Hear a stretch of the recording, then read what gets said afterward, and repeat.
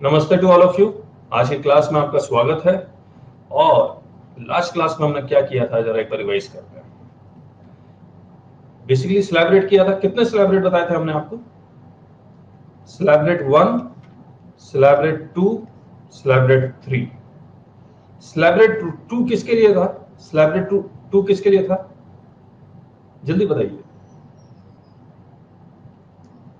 Resident individual 60 years कम से कम, या फिर रेजिडेंट सीनियर सिटीजन बोल दे। याद रखिएगा, ये जो 60 इयर्स का बेनिफिट है, रेजिडेंट सीनियर सिटीजन को जो बेनिफिट है, वो हम लोग स्लैब रेट में तो दे ही रहे हैं। हम लोग आने वाले चैप्टर्स में करेंगे कि इनको हेल्थ इंश्योरेंस का प्रीमियम का डिडक्शन भी ज्यादा मिलता है। इनको ट्रीटमेंट ऑफ स्पेसिफाइड डिजीज का डिडक्शन ज्यादा मिलता है। तो ये इंपॉर्टेंट कॉन्सेप्ट है। मान लीजिए अगर कोई क्वेश्चन आ जाता है और लिख देता है कि मिस्टर एक्स है जिसकी एज 61 इयर्स है और उसमें कई सारे पॉइंट्स होंगे, तो उस वक्त आपको याद रखना होगा कि रेजिडेंट सीनियर सिटीजन को इनकम टैक्स में कहां कहां बेनिफिट मिल रहा है।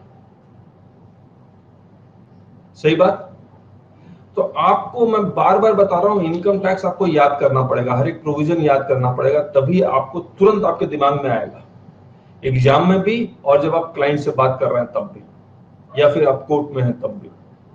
याद नहीं रहेगा तो आगे बहुत मुश्किल है। स्लैब रेट 3 किसके लिए है?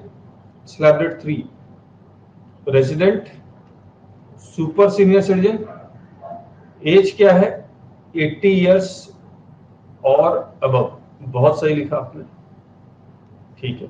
ये बाकी दोनों के लिए, जो 60 ईयर से कम वालों के लिए वो ये है। बेसिक एग्जाम्पशन कितना है स्लैब 1 में? 2.5। यहां कितना है स्लैब रेट 2 में? 3 लाख। यहां कितना है? 5 लाख। टैक्स कंसेशन हमने अब ये कह दिया था कि आपको ये दो स्लैब रेट याद करने की जरूरत नहीं है, आप सिर्फ इसी से काम चलाइए। और यहां माइनस कितना कीजिए, ये जो टैक्स लायबिलिटी आएगी इसमें अगर रेजिडेंट सीनियर सिटीजन का निकालना है तो 2500 माइनस कीजिए, और यहां कितना माइनस कीजिए? 12,500 माइनस कीजिए। अब जरा फटाफट मुझे बता दीजिए स्लैब रेट क्या था? अप टू 2.5 लाख कितना टैक्स? फिर 2.5 लाख से 5 लाख, परसेंटेज बताइए। 5 लाख से 10 लाख, परसेंटेज बताइए। 20। और एक्सीडिंग 10 लाख पे 30% of income minus 10 lakh plus 1,12,500। 20% income minus 5 lakh plus 12,500, और 5% इनकम माइनस 2.5 लाख। यही तो था।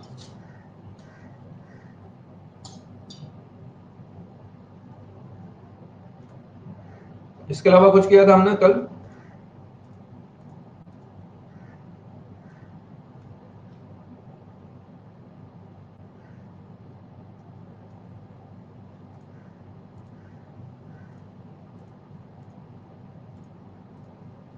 तो ये बेसिकली हमने लास्ट क्लास में स्लैब रेट ही किया था।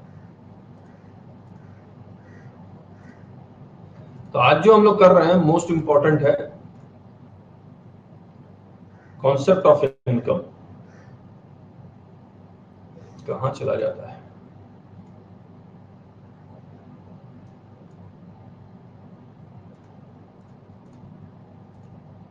ये वाला मैं आपको एक बार किताब में दिखाता हूं।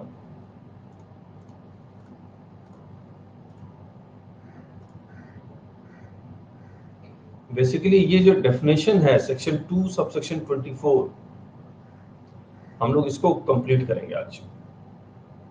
और सिर्फ इस डेफिनेशन को कंप्लीट करने में आज पूरी क्लास लग जाएगी, ठीक है।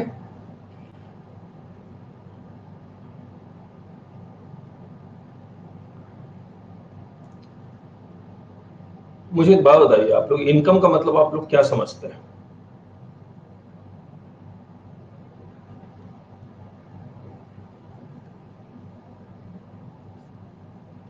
नहीं नहीं, आप लोग मॉडर्न तरीका बता रहे हैं। आपके दादाजी परदादाजी इनकम का मतलब क्या समझते थे? राजेश जी, आपको कोई आइडिया पुराने जमाने में? नहीं नहीं कशिश, no not salary. Rajesh ji, आपको कोई आइडिया होगा? सेविंग, और कुछ और कुछ? मैंने तो अपने दादाजी को देखा था,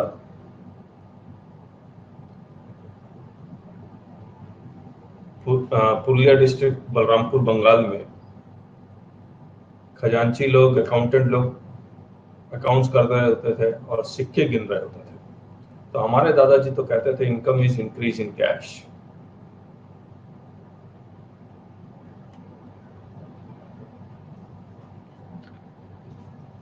income is increase in cash. Agree करते हैं आप लोग?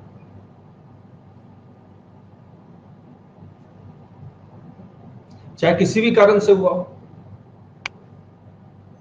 आपने 10 रुपए का सामान खरीदा, 12 रुपए में बेचा, तो इंक्रीज इन कैश कितना है? 2 रुपए। इनकम तो 2 ही रुपए है।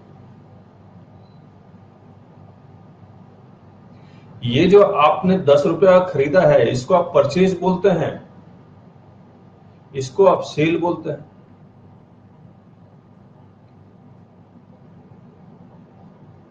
फिर आप अकाउंट्स में प्रॉफिट और लॉस अकाउंट बना देते हैं, सेल्स दिखला देते हैं 12 रुपीज, और परचेज दिखला देते हैं 10 रुपीज, तभी तो प्रॉफिट आता है।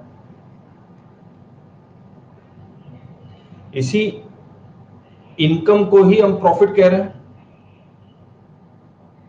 तो इनकम कहिए या प्रॉफिट कहिए, one and the same thing, हाँ या ना? तो आप प्रॉफिट और लॉस अकाउंट क्या सभी केसेस में बनाते हैं? प्रॉफिट और लॉस अकाउंट आप किस केस में बनाते हैं? किसके लिए बनाते हैं आप प्रॉफिट और लॉस अकाउंट?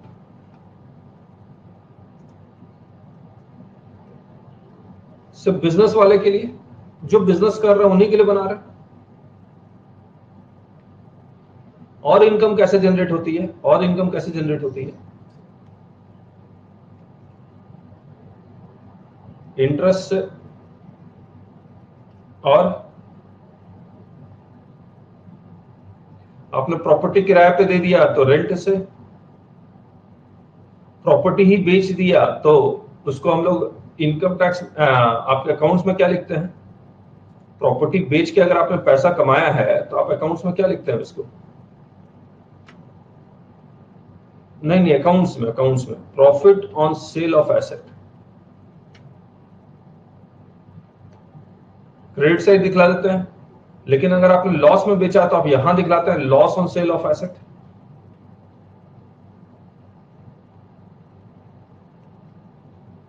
अकाउंट्स में आप कैपिटल गेन नहीं लिखते हैं, हम लोग इनकम टैक्स में कहते हैं कि ये कैपिटल गेन है,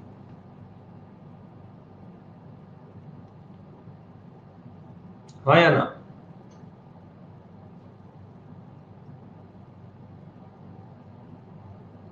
डिविडेंड भी आपकी एक इनकम है, करेक्ट? बताइए, लोन इनकम है या नहीं है?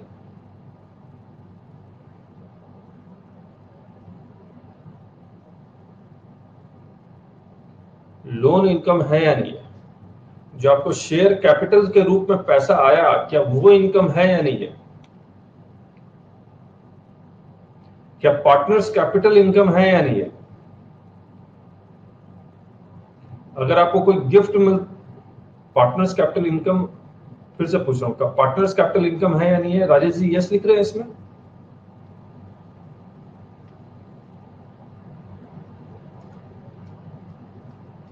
राजेश जी, तो लोन इनकम नहीं है, शेयर कैपिटल इनकम नहीं है, पार्टनर्स कैपिटल इनकम नहीं है। Yes, profit of partner income है, लेकिन पार्टनर्स कैपिटल इनकम नहीं है। गिफ्ट, गिफ्ट इनकम है या नहीं है? राजेश जी नो लिख रहे हैं, बाकी लोग, हिमांशु जी भी नो लिख रहे हैं, बाकी जल्दी जल्दी जवाब दीजिए।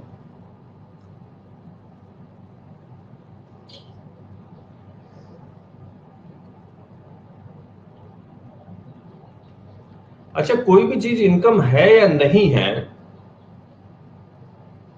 ये हमारा कॉमन सेंस डिसाइड करेगा या इनकम टैक्स एक्ट डिसाइड करेगा? इनकम टैक्स एक्ट डिसाइड करेगा। और इनकम डिफाइंड है किस सेक्शन में? सेक्शन 2 सब सेक्शन 24 में। आप देखिए यहां पर गिफ्ट लिख दिया,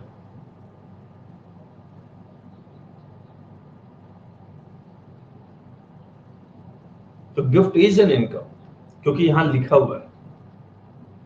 सही बात है या नहीं? तो इनकम कितने तरह के हो सकते हैं?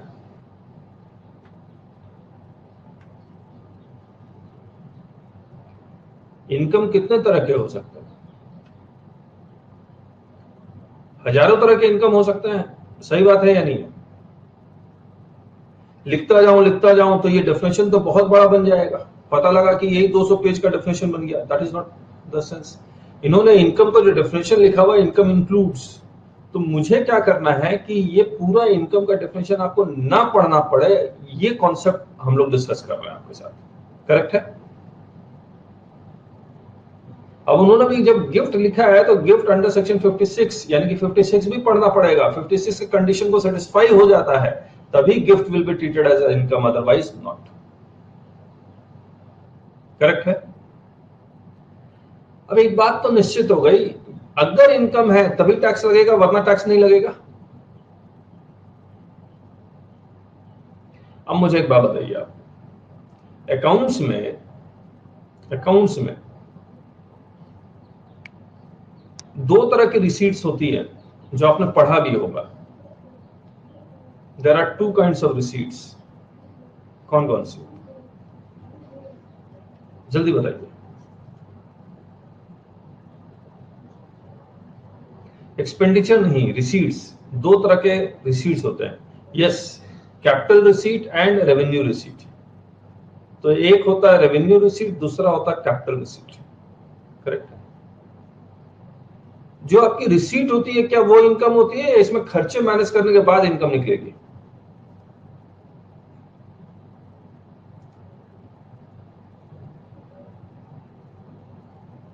खर्चे मैनेज करने के बाद ही निकलेगी। तो रेवेन्यू रिसीट में रेवेन्यू एक्सपेंडिचर मैनेज करूंगा या कैपिटल एक्सपेंडिचर मैनेज करूंगा?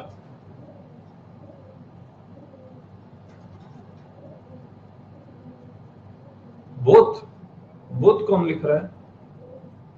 नहीं नहीं, रेवेन्यू रिसीट में सिर्फ रेवेन्यू एक्सपेंडिचर माइनस होगा तभी इनकम आएगी, और कैपिटल रिसीट में सिर्फ कैपिटल एक्सपेंडिचर माइनस होगा तभी इनकम आएगी। सही बात है या नहीं है? आप अकाउंट्स याद करो, इसको छोड़ दो। अकाउंट्स में भी यही कॉन्सेप्ट है ना। आप अकाउंट्स में प्रॉफिट और लॉस अकाउंट जब बनाते हैं किसी बिजनेस का, इधर खर्चे डेबिट करते हैं और रिसीट क्रेडिट करते हैं। जब आप यहां लिखते हैं सेल्स तो यहां परचेजेस लिखते हैं, तो सेल्स रेवेन्यू रिसीट है, परचेजेस रेवेन्यू एक्सपेंडिचर है। जब profit on sale of asset लिखते हैं तो आप क्या करते हैं? आपने एसेट इतने में बेचा, सेल ऑफ एसेट 100 रुपया, purchase of asset 80 rupees, 20 rupees आप यहां ले जाते हैं।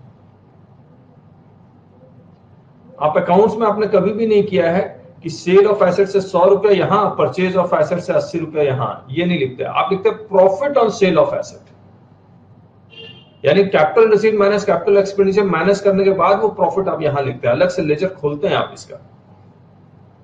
सही बात है या नहीं है?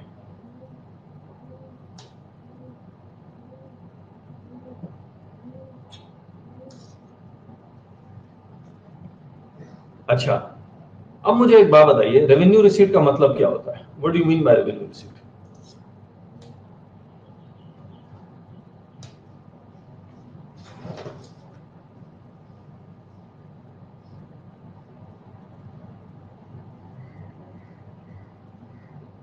जल्दी लिखिए।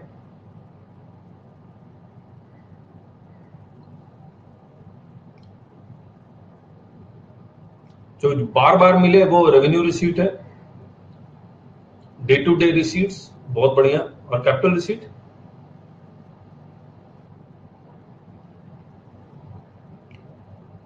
एक बार में मिल जाए तो कैपिटल रिसीट है। और कोई कुछ कहना चाहेगा? अच्छा, एक बात सोचिए, आप ये कहते हैं जो बार बार मिले वो रेवेन्यू रिसीट है, बार बार क्यों मिलता है? लॉन्ग टर्म एसेट, ओके, पहले इसके बारे में बात करते हैं। रेवेन्यू रिसीट जो बार बार मिले, बार बार क्यों मिलता है? कोई भी रिसीट आपको बार बार क्यों मिलता है?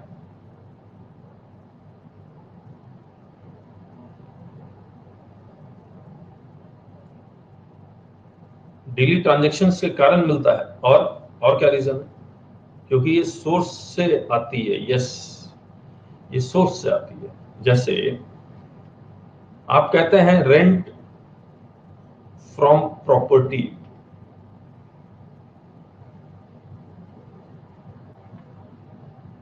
तो प्रॉपर्टी आपका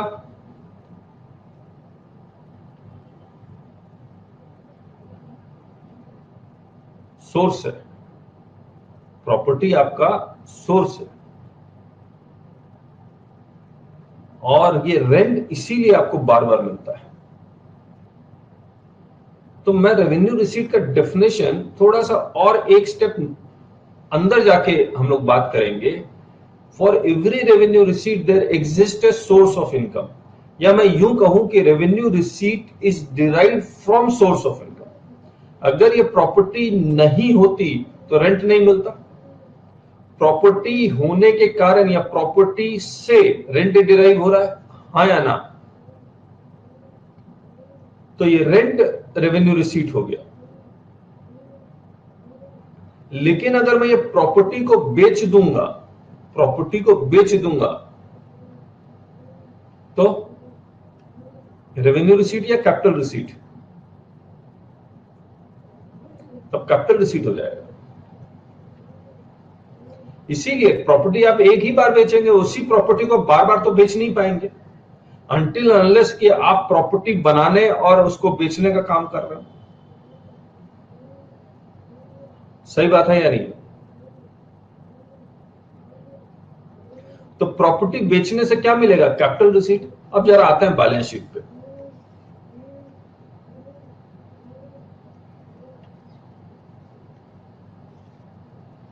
बैलेंस शीट में एक होता है इन्वेस्टमेंट,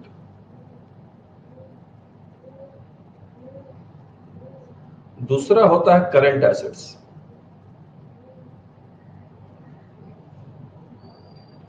मान लीजिए आप रिलायंस इंडस्ट्रीज लिमिटेड है, या आप सैलरीड क्लास है, आपने कोई प्रॉपर्टी खरीदी है।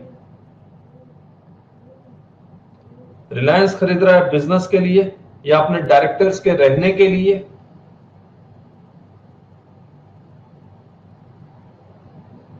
तो ये अपना प्रॉपर्टी और सैलरीड क्लास अपने लिए रहने के लिए घर खरीद रहा है, तो ये अपने बैलेंस शीट में इन्वेस्टमेंट के नीचे दिखलाएंगे या करंट एसेट्स के नीचे दिखलाएंगे?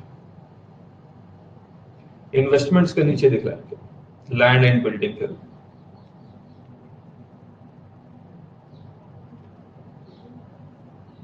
है ना? तो इन्वेस्टमेंट को बेच के जो भी पैसा मिलेगा वो कैपिटल रिसीट है। सही बात है या नहीं? दूसरी बात, मान लीजिए मैं बिल्डर हूं, मैं डीएलएफ हूं, मेरा काम है प्रॉपर्टी खरीदना और बेचना। मैं इसको कहां दिखलाऊंगा? इन्वेस्टमेंट में या करंट एसेट्स में? करंट एसेट्स में। रिलायंस ने या एक सैलरीड क्लास ने एक गाड़ी खरीदी है, कार, कहां दिखलाएगा वो? इन्वेस्टमेंट में। मारुति सुजुकी कहां दिखलाएगा? मारुति सुजुकी कहां दिखलाएगा? करंट एसेट्स में।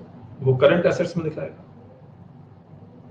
तो ये तो आप डिसाइड करते हैं कि आपका जो सोर्स है, आपका जो सोर्स है वो इन्वेस्टमेंट के रूप में या करंट एसेट्स के रूप में। शेयर्स कहां दिखलाएंगे? सैलरी या रिलायंस इंडस्ट्री लिमिटेड शेयर्स खरीदते हैं तो कहां दिखलाएंगे? इन्वेस्टमेंट के रूप में, इन्वेस्टमेंट के रूप में। लेकिन कोई जो शेयर्स की ट्रेडिंग ही कर रहा है, मान लीजिए वो ब्रोकर है, तो वो कहां दिखलाएगा?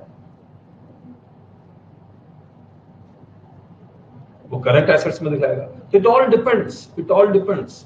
क्या सैलरीड क्लास, ये जो सैलरीड क्लास है, वो शेयर्स का काम रेगुलरली खरीद बेच करके करंट एसेट्स में भी दिखला सकता है? नहीं दिखला सकता? दिखला सकता है। कहने का मतलब ये मेरी मर्जी है कि मैं एज ए इन्वेस्टमेंट कर रहा हूं या एज ए करंट एसेट्स दिखला रहा हूं। सही बात। तो इसमें और भी बहुत सारे कंडीशंस हैं, लेकिन फिलहाल तो हम लोग इतना ही समझते हैं कि इन्वेस्टमेंट में अगर कोई एसेट्स दिखलाया हुआ है, इसको बेच के, इन्वेस्टमेंट को बेच के, यानी कि सोर्स ऑफ इनकम को बेच के अगर आप कोई पैसा कमाएंगे तो वो कैपिटल रिसीट है। और सोर्स से पैसा कमाएंगे, सोर्स से पैसा कमाएंगे तो रेवेन्यू रिसीट है। सही बात।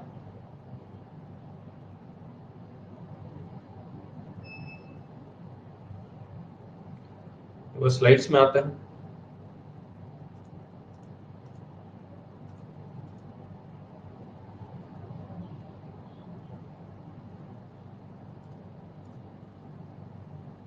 देखिए, फ्रूट्स रेवेन्यू रिसीट या कैपिटल रिसीट, कैसे सोचना है? जैसे मैं पूछूं फ्रूट्स रेवेन्यू रिसीट या कैपिटल रिसीट, आपको ये सोचना है कि इसके पीछे अगर सोर्स ऑफ इनकम है तो फ्रूट्स रेवेन्यू रिसीट हो जाएगा, अगर सोर्स ऑफ इनकम नहीं है तो कैपिटल रिसीट हो जाएगा। ऐसे ही सोचना, याद रखिएगा। करेक्ट है? अब मैं आपसे दोबारा पूछता हूं, मंजू कैसे कहा कैपिटल रिसीट आपने? फ्रूट्स रेवेन्यू रिसीट या कैपिटल रिसीट, इसके पीछे सोर्स ऑफ इनकम क्या है? फ्रूट्स के पीछे सोर्स ऑफ इनकम क्या है? ट्री है, पेड़ है। पेड़ नहीं होता तो सोर्स ऑफ इनकम भी नहीं होता। लेकिन अगर मैं इस पेड़ को जड़ सहित, मैं फिर से बोल रहा हूं, अगर मैं इस पेड़ को जड़ सहित यानी कि विथ रूट्स मैं इसको बेच दूं तो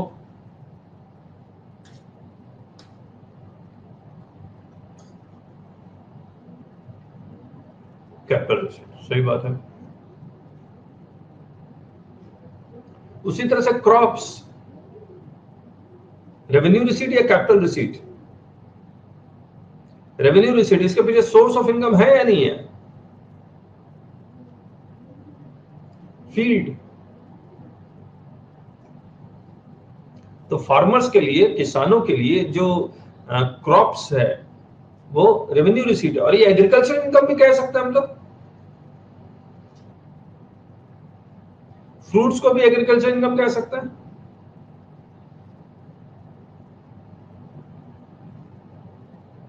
बताइए, सैलरी क्यों मिलता है? सैलरी, सैलरी बार बार मिलता है, हर महीने मिलता है, लेकिन कोई तो कारण होगा, कोई तो सोर्स होगा जिसके कारण आपको ये सैलरी बार बार मिलता है। वो है रेंडरिंग ऑफ सर्विसेज। तो सैलरी भी क्या हो गया? रेवेन्यू रिसीट हो गया। अच्छा, एक बात बताइए आप, ये सैलरी, क्रॉप्स, फ्रूट्स, आपने ये इंडिया से कमाया है या इंडिया के बाहर कमाया है? ये कैसे पता लगाएंगे?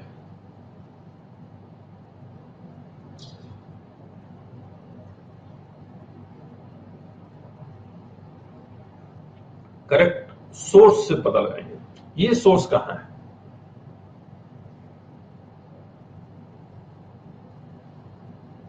जहां जमीन हो, जहां पेड़ हो और जहां आप काम कर रहे हैं, उसी से तो पता लगेगा कि ये इंडियन इनकम है या फॉरेन इनकम है। तो ये सोर्स ऑफ इनकम दो चीजें डिसाइड कर सकता है। एक कि ये रेवेन्यू सोर्स ऑफ इनकम है तो रेवेन्यू रिसीट है, और सोर्स ऑफ इनकम कहां है उसके ऊपर डिपेंड करेगा कि वो इंडियन इनकम है या फॉरेन इनकम है। अगर इंडिया में है तो इंडियन इनकम, बाहर है तो फॉरेन इनकम। सही बात। अब बताइए, रेंट, रेवेन्यू रिसीट या capital receipt? Again revenue receipt. क्यों? इसके पीछे हाउस प्रॉपर्टी यानी घर, चाहे वो कमर्शियल हो या रेजिडेंशियल हो। प्लांट एंड मशीनरी भी आप किराए पे दे सकते हैं, तो प्लांट एंड मशीनरी से जो किराया आएगा वो भी रेवेन्यू रिसीट है। सही बात है या नहीं? अच्छा एक बात बताइए आप, मैं अगर इस प्रॉपर्टी को ही बेच दूंगा तो रेवेन्यू रिसीट या कैपिटल रिसीट? Capital receipt. दूसरी बात, एक और बात, किसी को नौकरी से टर्मिनेट कर दिया गया और उस टर्मिनेशन के बाद उसको एक कंपनसेशन दिया गया, कैपिटल रिसीट या रेवेन्यू रिसीट? Capital receipt. बहुत बढ़िया, मैं अच्छे क्राउड में हूं, अच्छे ऑडियंस है, आप लोग इंटेलिजेंट है, अब इसमें कोई डाउट नहीं है, it is a capital receipt, क्योंकि सोर्स ही नहीं रहा, है ना। प्रॉफिट फ्रॉम बिजनेस, इसका मतलब profit from which assets? Profit from which asset? नहीं, profit from business, current assets. अरे अभी तो हमने डिस्कस किया,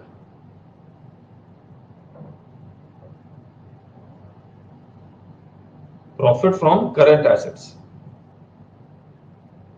तो ये क्या है? रेवेन्यू रिसीट है। कैपिटल रिसीट कैसे कह रहे थे आप लोग? बिजनेस में आप खरीदना बेचना करते हैं, चाहे प्रॉपर्टी का ही क्यों ना करें, शेयर्स का ही क्यों ना करें, तो रेवेन्यू रिसीट है, वो करंट एसेट्स के नीचे आपने दिखलाया है। डिविडेंड रेवेन्यू रिसीट या कैपिटल रिसीट? रेवेन्यू रिसीट, क्योंकि इसके पीछे सोर्स है, वो है शेयर्स। इंटरेस्ट रेवेन्यू रिसीट या कैपिटल रिसीट? रेवेन्यू रिसीट, क्योंकि इसके पीछे सोर्स है, fix deposit, bonds, debentures. Royalty revenue receipt या कैपिटल रिसीट? रेवेन्यू रिसीट, क्योंकि इसके पीछे सोर्स है, नॉलेज। ये नॉलेज आप कई रूप में दे सकते हैं। आपने पेटेंट करवा लिया, पेटेंट को यूज करने दे दीजिए। किताब लिखी तो बुक्स को छापने के लिए राइट दे दीजिए, रॉयल्टी है। ये रॉयल्टी क्या है? Revenue receipt. करेक्ट। अब मुझे एक बात बताइए आप, गिफ्ट्स क्या है? Gifts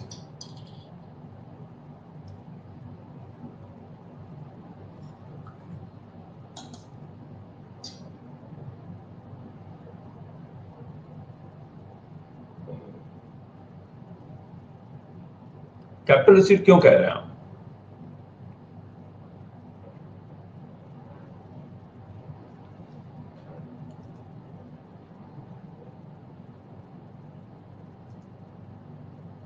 unexpected income, okay.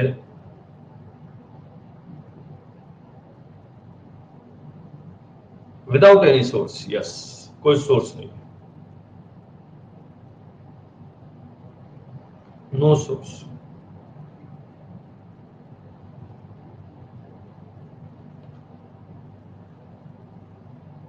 कोई सोर्स नहीं। लेकिन मान लीजिए शाहरुख खान किसी शादी में जाके डांस करता है और उसके बदले उसको 10 लाख रुपए मिलते हैं, और शादी में आया है इसीलिए उसको गिफ्ट के रूप में दिया जाता है। अब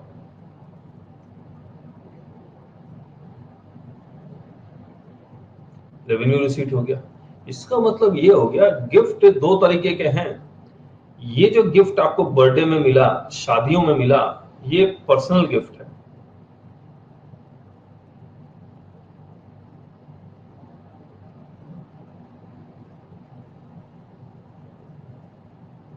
और जो गिफ्ट आपको बिजनेस के कारण मिला, एक डॉक्टर ने किसी का ऑपरेशन किया, वो ठीक हो गया, out of love and affection, doctor को एक होंडा गाड़ी गिफ्ट कर दी, दैट इज प्रोफेशनल गिफ्ट। तो professional gifts are always revenue receipt और personal gifts are always capital receipt.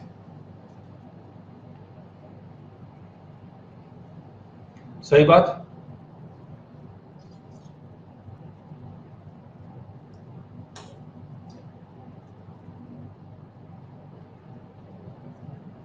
अच्छा एक बात बताइए,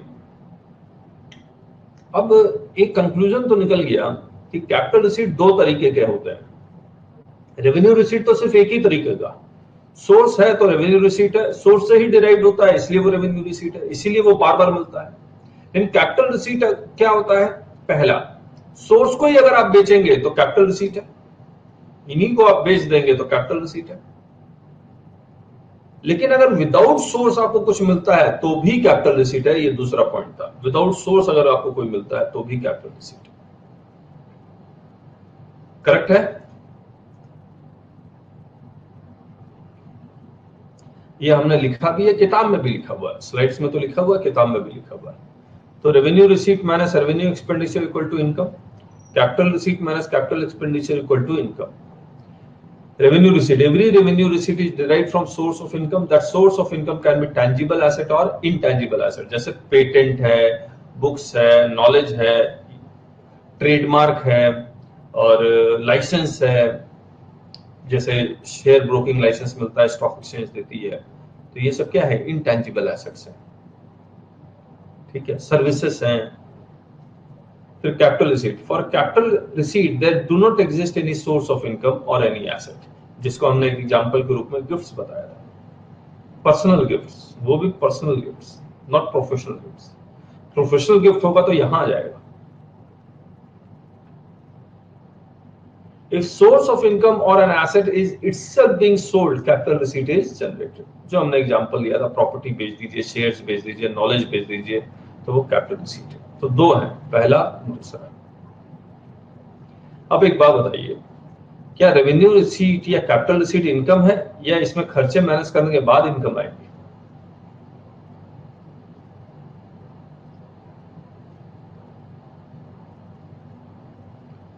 खर्चे मैनेज करने के बाद। और रेवेन्यू रिसीट में कौन सा खर्चा मैनेज होगा? सिर्फ रेवेन्यू एक्सपेंडिचर। और कैपिटल रिसीट में क्या मैनेज होगा? Capital expenditure.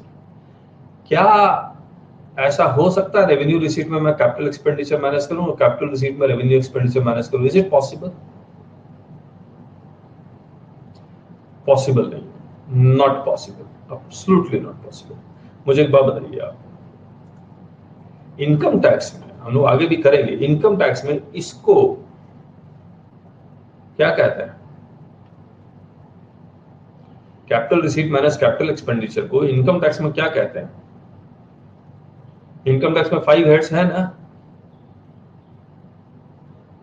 कैपिटल गेन कहते हैं। बहुत बढ़िया, एक्सीलेंट है कैपिटल गेन। तो जब मैं कैपिटल गेन का प्रॉफिट और लॉस अकाउंट आपके साथ डिस्कस करेंगे तो उसमें लिखा हुआ सेल ऑफ, जो अकाउंट्स में करते हैं, sale of assets minus purchase of an asset, यही तो करते हैं।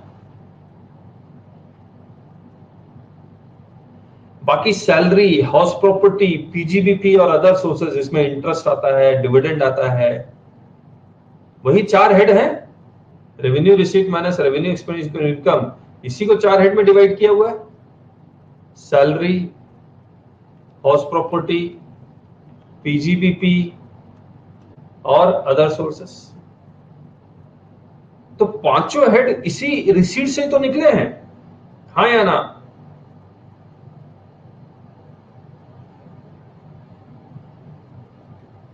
तो हमने ये जो एग्जाम्पल किया था आपके साथ अभी, ये वाले, इसमें पांचों हेड नजर आ रहे हैं या नहीं आ रहे आपको? और एग्जेम्प्टेड इनकम भी नजर आ रहा है आपको? सैलरी है, हाउस प्रॉपर्टी है, पीजीबीपी है, अदर सोर्सेस है ना? और इन एसेट्स को बेच देंगे तो कैपिटल गेन भी है।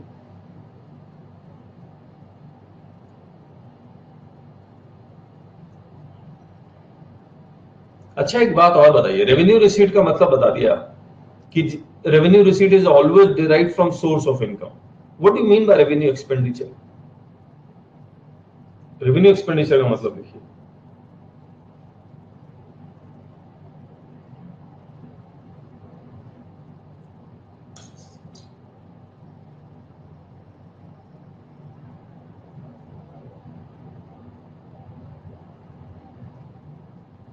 लिखिए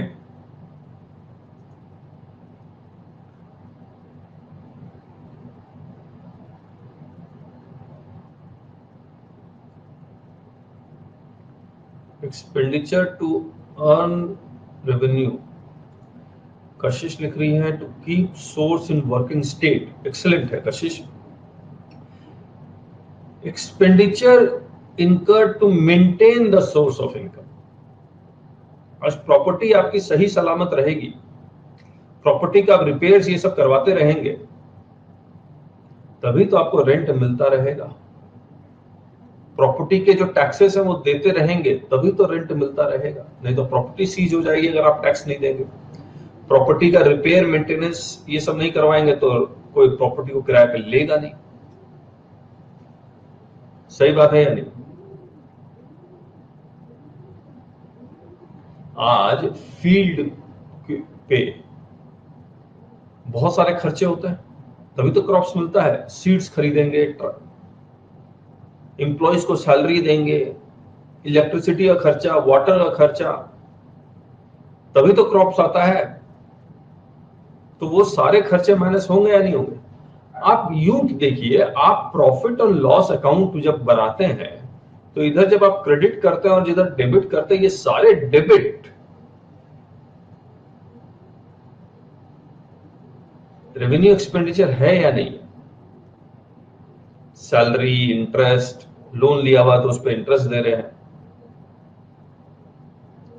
तो what is revenue expenditure? Expenditure incurred to maintain the source of income. अब आप सोच के देखिए, बैलेंस शीट में आपने इन्वेस्टमेंट लिखा हुआ है, लैंड एंड बिल्डिंग जिस पे आपकी फैक्ट्री चल रही है, और करंट एसेट्स लिखा हुआ है।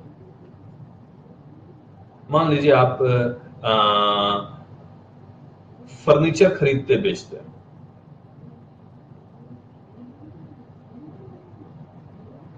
तो ये जो लैंड एंड बिल्डिंग जिसके ऊपर आपकी फैक्ट्री चल रही है, बिल्डिंग का खरीदने का खर्चा क्या आप प्रॉफिट एंड लॉस अकाउंट से माइनस करते हैं?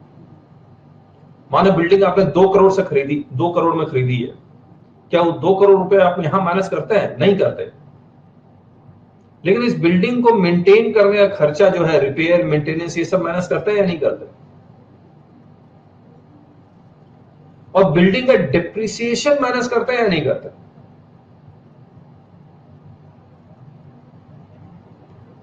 तो आप बेसिकली माइनस क्या कर रहे हैं? रेवेन्यू एक्सपेंडिचर माइनस कर रहे हैं ना। सही बात है या नहीं? अब आगे आइए। तो रेवेन्यू रिसीट में जब भी माइनस होगा, रेवेन्यू एक्सपेंडिचर माइनस होगा, और कैपिटल रिसीट में जब भी माइनस होगा, कैपिटल एक्सपेंडिचर माइनस होगा। What do you mean by capital expenditure?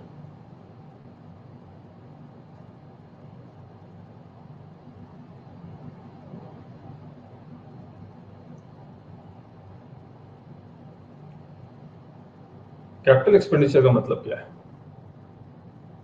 जल्दी लिखिए।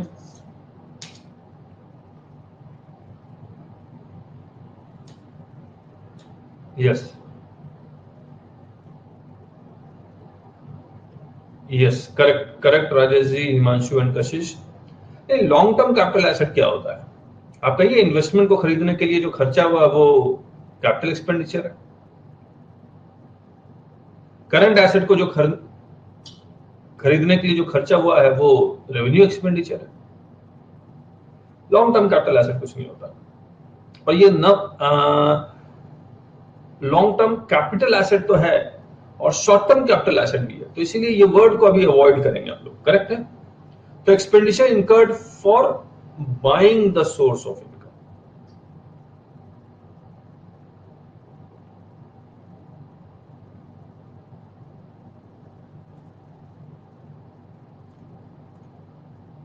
तो expenditure incurred for acquisition of source of income, तो ये रेवेन्यू एक्सपेंडिचर हो गया, ये कैपिटल एक्सपेंडिचर हो गया।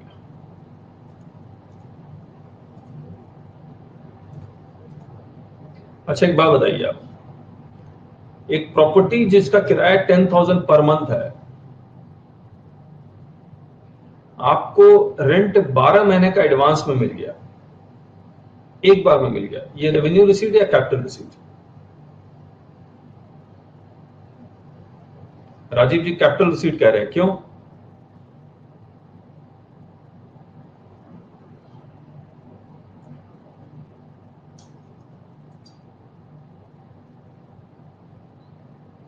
बाकी लोग?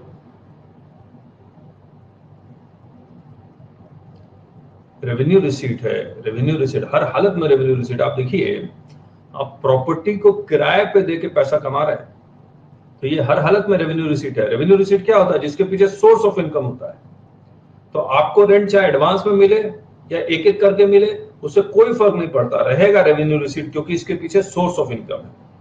आपको ये चीज से बाहर आना है, इस चीज से बाहर आना आपको, इसीलिए ये एग्जांपल लिया गया। अब एक प्रॉपर्टी बेच दी 10 लाख रुपए, और आपको इस प्रॉपर्टी का 10 लाख एक बार में नहीं मिला, आपको इंस्टॉलमेंट में मिला, 10 इंस्टॉलमेंट्स में। रेवेन्यू रिसीट या कैपिटल रिसीट? रहेगा कैपिटल रिसीट। आपको बार बार मिल रहा है, लेकिन उसके बावजूद ये कैपिटल रिसीट है। तो आपको इस चीज से हमेशा बाहर आना है।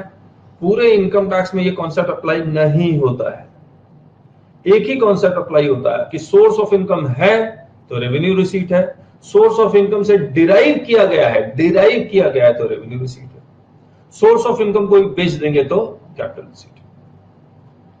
अच्छा एक बात बताइए आप, एक मुर्गी जो सोने का अंडा देती है, ये जो सोने का अंडा है वो रेवेन्यू रिसीट है या कैपिटल रिसीट है?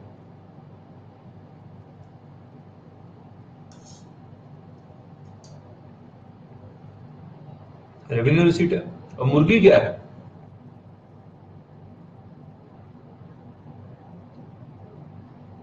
मुर्गी एसेट है, अभी तो कैपिटल रिसीट भी नहीं है, मुर्गी एसेट है। मुर्गी एसेट है, मुर्गी को बेचेंगे तब कैपिटल रिसीट आएगा। सही बात है या नहीं? तो इसको ध्यान रखिए,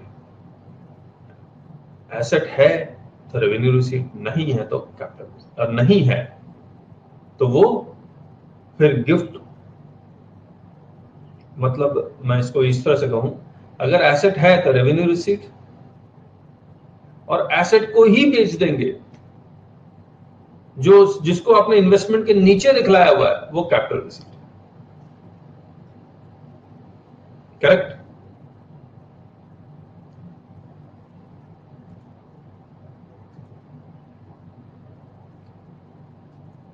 अब एक सवाल आता है,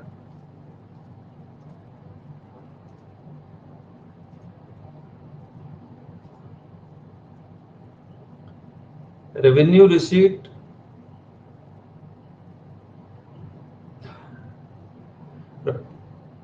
प्लेन एग भी देते तो भी रेवेन्यू रिसीट होता था राजेश जी।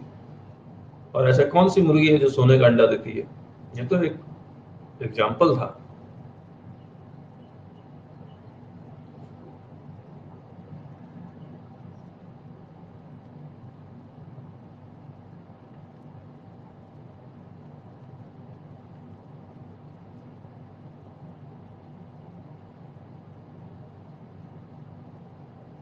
अब देखिए, revenue receipt minus revenue expenditure equal to income, capital receipt minus capital expenditure equal to income.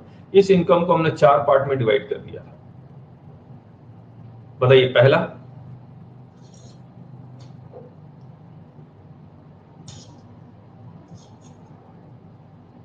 अरे भूल क्यों जाते हैं बताइए? ये मत सोचिए कौन लिखेगा, आप ही लिखेंगे। और जब मैं आपको पढ़ा रहा हूं तो सिर्फ आप ही को पढ़ा रहा हूं, बाकी लोगों को नहीं पढ़ा रहा हूं, याद रखिएगा। सैलरी, उसके बाद हाउस प्रॉपर्टी, उसके बाद रेंट, मतलब रेंट फ्रॉम हाउस प्रॉपर्टी, उसके बाद PGBP, profits and gains from business and profession, और ये अदर सोर्सेज जिसमें इंटरेस्ट ये सब आएगा, और इसको हम लोग कैपिटल गेन कहते हैं। करेक्ट है?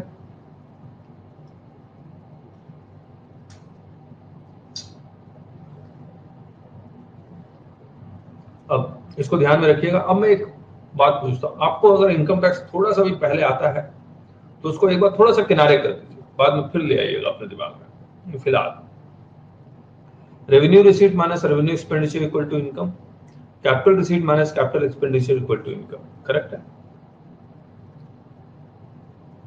कौन सी इनकम को टैक्स करना चाहिए? रेवेन्यू रिसीट वाली इनकम को टैक्स करना चाहिए, कैपिटल रिसीट वाली इनकम को टैक्स करना है? कॉन्सेप्ट डिस्कस कर रहे हैं हम लोग। किस इनकम को टैक्स करना चाहिए, मैं ये पूछ रहा हूं।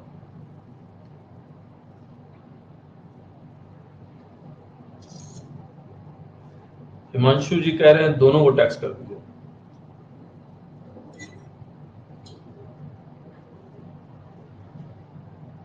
जब आप कहते हैं दोनों को टैक्स कर दीजिए, इसका मतलब आपने पहले पढ़ा हुआ है। मैंने कहा जो पहले पढ़ा हुआ उसको आप अलग रखिए, और ध्यान लगाइए, एक मुर्गी जो सोने का अंडा देती है, जो सवाल मैं कर रहा था, सोने के अंडे के ऊपर गवर्नमेंट ऑफ इंडिया को टैक्स लेना चाहिए या मुर्गी के ऊपर ही टैक्स लगा देना चाहिए?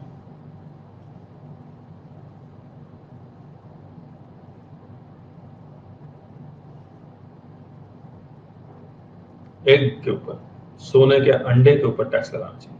मुर्गी के ऊपर अगर टैक्स लगा देंगे तो क्या होगा?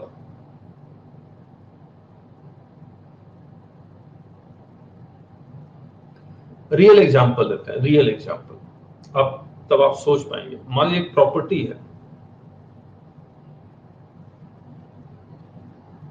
इससे रेंट आता है,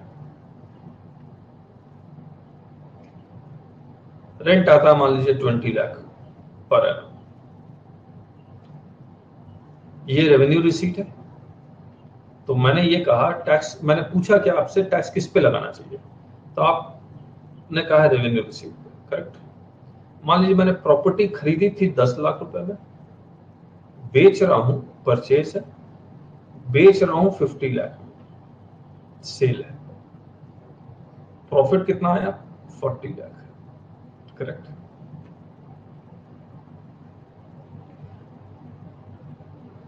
अब मुझे एक बात बताइए, अब आप गवर्नमेंट को, ये कैपिटल गेन है बेसिकली,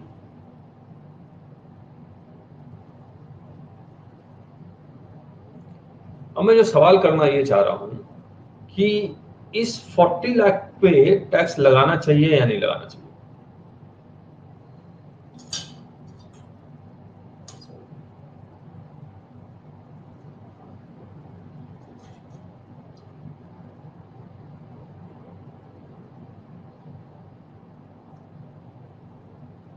अच्छा एक बात बताइए, अगर मान लीजिए इस पे मैं टैक्स लगा देता हूं तो क्या मैं 50 लाख रुपए की प्रॉपर्टी खरीद पाऊंगा?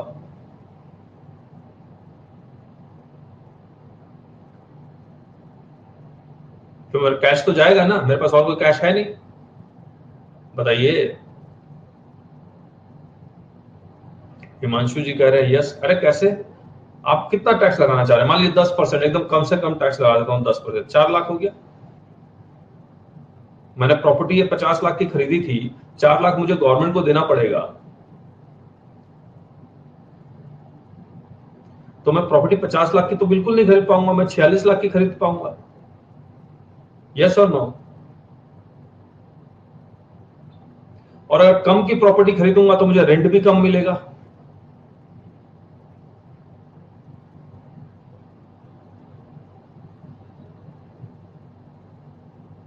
तो आप ऐसी मुर्गी को क्यों काटना चाहेंगे जो सोने का अंडा देना बंद कर दे?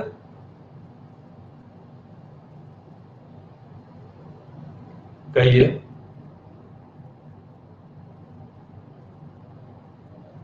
तो इसीलिए हम लोग ये कहते हैं कि रेवेन्यू रिसीट ऑलवेज टैक्सेबल है, capital receipt not taxable.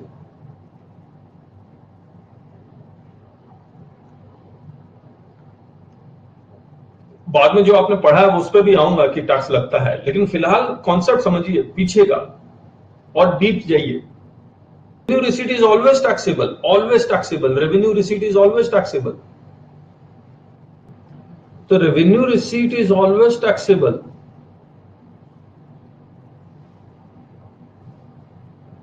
Capital receipt not taxable.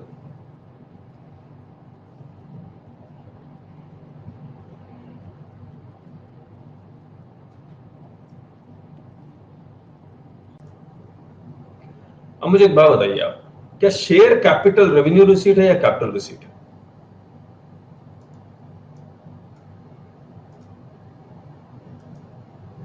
Share capital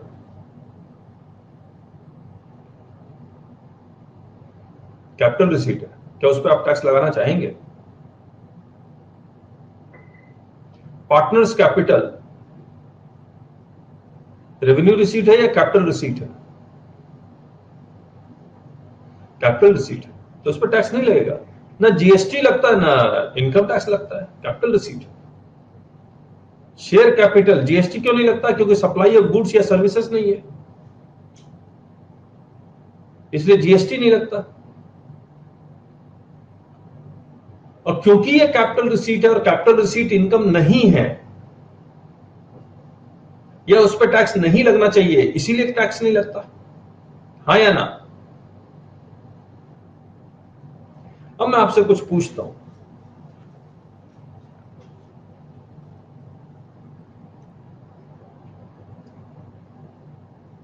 income क्या है as per section 2 subsection 24? Revenue receipt को इनकम मानना चाहिए या कैपिटल रिसीट को इनकम मानना चाहिए? इनकम मानेंगे तभी तो टैक्सेबल या नॉट टैक्सेबल का सवाल उठेगा। तो income is what? Revenue receipt is income. Yes, यही 4 हेड इनकम है।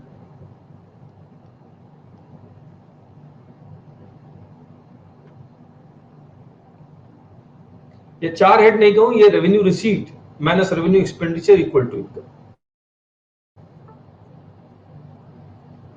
और capital receipt minus capital expenditure is not an income.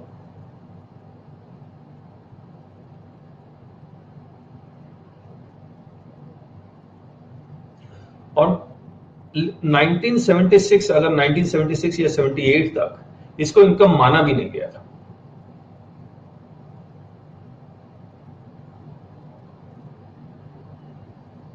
Correct है? ये तो बहुत बाद में जाके, उसके बाद जाके इसको इनकम माना गया। तो मैं इनकम के डेफिनेशन में आऊंगा आपके पास, इन फिलहाल मैं दोबारा उसी कॉन्सेप्ट पे आता हूं, then I will come in the definition of income also. ना every revenue receipt is taxable, यानी कि every revenue receipt is income, but every capital receipt is not an income unless until उसको specifically लिखा ना जाए। मैं फिर से कह देता हूं, every revenue receipt is an income but every capital receipt is not an income. अगर उसको स्पेसिफिकली लिखा जाए कि वो इनकम है तभी इनकम बनेगा, नहीं तो नहीं बनेगा। अब अगर मैं सेक्शन 2 सबसेक्शन 24 पढ़ता हूं आपके साथ, तो सेक्शन 2 सबसेक्शन 24 स्टार्ट कैसे होता है? Income includes.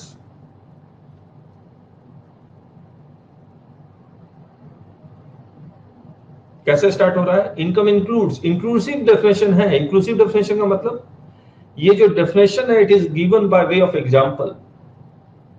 जैसे मैं पूछूं आपसे मिठाई क्या होता, तो आप कहेंगे मिठाई गुलाब जामुन होता है, पेड़ा होता है,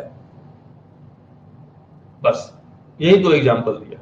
उसके बाद आप समझ लीजिए क्या क्या होता है, तो आप समझ लेंगे बर्फी भी होता है। उसी तरह से इनकम इंक्लूड्स में कुछ एग्जांपल्स के रूप में उन्होंने लिख दिया कि पीजीबीपी होता है, डिविडेंड होता है, सैलरीज होते हैं।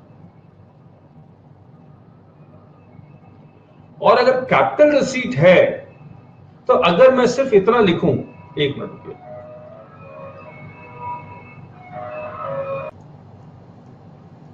चलिए, अगर मैं सिर्फ इतना लिखूं इनकम इंक्लूड्स, ये बहुत बड़ा डेफिनेशन है, सैलरी पीजीबीपी, बिजनेस मतलब, बस और कुछ नहीं लिखता हूं। अब मुझे एक बात बताइए, सैलरी रेवेन्यू रिसीट है, बिजनेस रेवेन्यू रिसीट है, क्या रेंट इनकम है या नहीं? यस। कैसे डिसाइड किया रेंट इनकम है या नहीं है? कैसे डिसाइड होगा रेंट इनकम है या नहीं? अगर रेवेन्यू रिसीट हो गया तो इनकम है, अगर रेवेन्यू रिसीट हो गया तो इनकम है, हाँ या ना? इंटरेस्ट, डिविडेंड, यस, ये सब इनकम है क्योंकि रेवेन्यू रिसीट है। लेकिन अब मैं पूछूं आपसे, profit on sale of asset income है या नहीं है?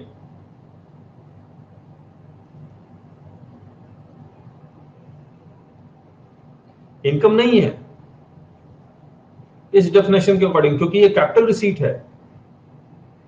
लेकिन अगर इसमें स्पेसिफिकली लिखा जाए कि ये कैपिटल गेन, यहां पर मैं स्पेसिफिकली लिख दूं, तो ये इनकम बन जाएगा या नहीं बन जाएगा? तब बन जाएगा। इसीलिए इन्होंने जिस जिस कैपिटल रिसीट को वो टैक्स करना चाहते हैं, उन्होंने उसको वो यहां लिख दिया है। हर एक रेवेन्यू रिसीट नहीं लिखा हुआ है, लेकिन जिस भी कैपिटल रिसीट को टैक्स करना चाहते हैं वो सारा लिखा हुआ है। जैसे कैपिटल गेन, आप डोनेशन देते हैं चैरिटेबल ट्रस्ट को,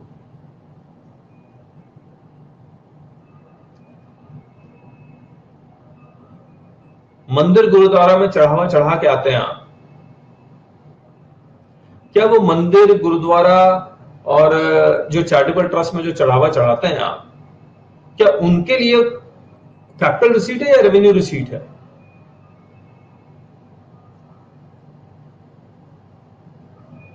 अरे रेवेन्यू रिसीट कैसे लिख रहे? कौन सा सोर्स है? कहां सोर्स है? सोर्स की तरह सोचेंगे ना आप, फिर वहीं पर पहुंच गए, बार बार डाला जा रहा है दान पेटी में रेवेन्यू रिसीट हो गया। अरे सोर्स कहां है? आप किसी दुकान में जाते हैं, आपको सामान कुछ बेचता है और उसके बदले आप पैसा देते हैं, कोई सर्विसेज रेंडर करता है उसके बदले पैसा दे रहे हैं। अब मंदिर में जाते हैं, क्या मंदिर आपको कुछ बेचता है?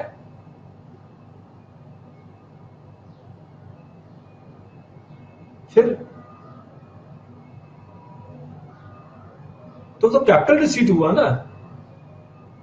मैंने एक प्रॉपर्टी खड़ी कर दी और उसमें एक दान पेटी लगा दी, जो आए वो डाल के चले जाओ। अब यूं देखिए, आप बहुत सारे बड़े शॉप में एक, आप मान लीजिए क्रोमा है या कोई और भी बड़ा शॉप है जहां पर आप कुछ सामान खरीदने जाते हैं, तो वहां अपने कैश बॉक्स के बगल में छोटा सा बॉक्स लगा के रखते हैं कि आप यहां पर दान कर सकते हैं, और आपने दान कर दिया। क्या है वो? रेवेन्यू रिसीट है या कैपिटल रिसीट है? कैपिटल रिसीट है। अब आइए वापस, मंदिर गुरुद्वारा में चैरिटेबल ट्रस्ट को, एनजीओ को जो आप डोनेशन देते हैं, वो कैपिटल रिसीट है। उस कैपिटल रिसीट को अगर टैक्स करना है, उसको इनकम मानना है, तो इनकम के डेफिनेशन में स्पेसिफिकली लिखना पड़ेगा, क्योंकि वो कैपिटल रिसीट है। हाँ या ना? तो उन्होंने लिखा है यहां पर, voluntary contributions received by charitable और रिलीजियस ट्रस्ट।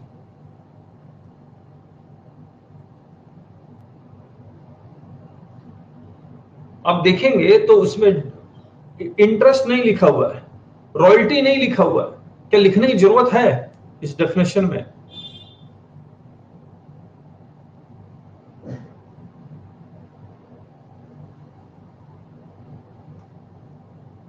यहां पर इस इनकम के डेफिनेशन में इंटरेस्ट या रॉयल्टी नहीं लिखा हुआ। क्या लिखने की जरूरत है? नहीं लिखने की जरूरत है। क्यों नहीं लिखने की जरूरत है?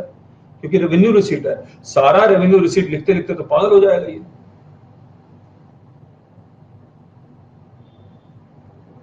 किसी को नौकरी से निकाल दिया गया और उसका नौकरी को टर्मिनेट कर दिया गया, उसके बदले उसको पैसा मिला, क्या वो इनकम है? वो रेवेन्यू रिसीट है या कैपिटल रिसीट है? कैपिटल रिसीट है। अगर उसको इनकम बनाना है तो मुझे स्पेसिफिकली लिखना पड़ेगा लिखा, ये देखिए, compensation on termination of employment और modification of terms of employment, gifts, personal gifts, revenue receipt या कैपिटल रिसीट,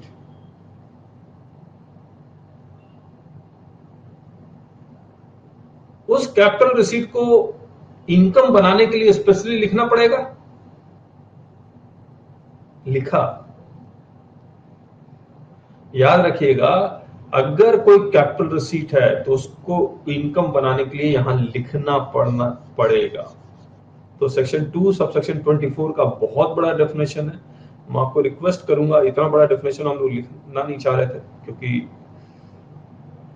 तो आप क्या करें, इनकम टैक्स india.gov.in में जाए, वहां इनकम टैक्स एक्ट निकालें और इसका सेक्शन 2 का सबसेक्शन 24 देखें, वहां आपको मिल जाएगा। करेक्ट है?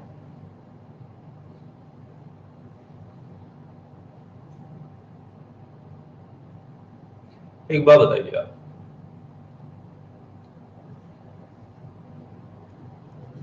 बैलेंस शीट में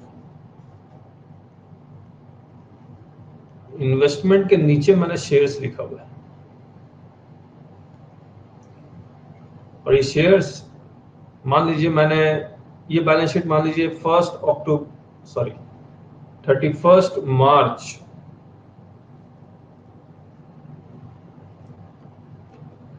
1990 का है। फिर बैलेंस शीट मैंने एक बनाया 31 मार्च 2001 में। यहां इन्वेस्टमेंट के नीचे जो शेयर्स लिखा हुआ था उसको मैंने यहां से हटा के करंट एसेट्स के नीचे लिख दिया।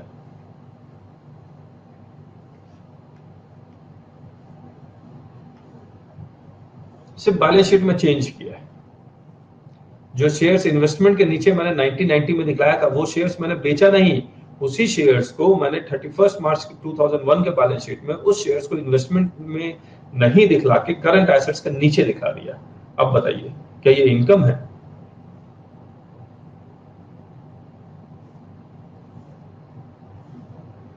जल्दी बोलिए, क्या ये इनकम है? इनकम नहीं है।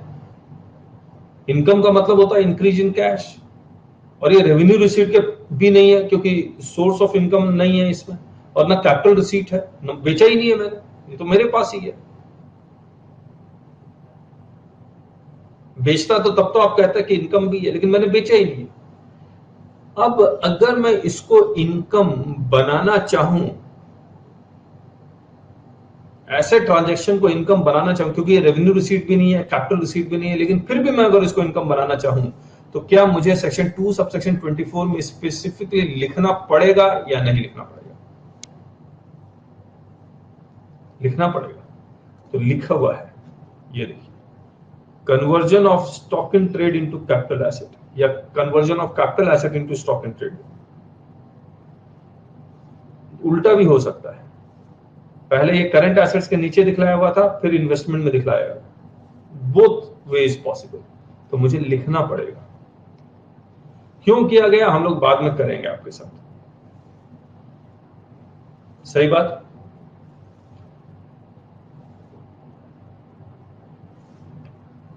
अब देखिए, yes yes it is taxable Himanshu, it is taxable. इसीलिए बैलेंस शीट को बहुत सोच समझ के बनाना चाहिए। अगर आपने इधर उधर किया, कुछ को एसेट्स की हेडिंग को चेंज किया, तो आप फंस जाएंगे और टैक्स लग जाएगा। और हम लोग कैपिटल गेन में ये पॉइंट करेंगे आपके साथ, विल डिस्कस दैट, और मैं आपको रीजन बताऊंगा कि ऐसा क्यों किया गया।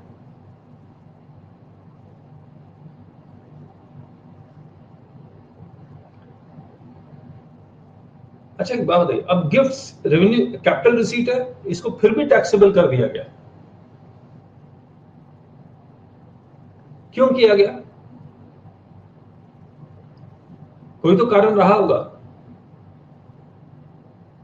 वॉलंटरी कंट्रीब्यूशंस कैपिटल रिसीट है, टैक्सेबल कर दिया गया, कोई तो कारण रहा होगा।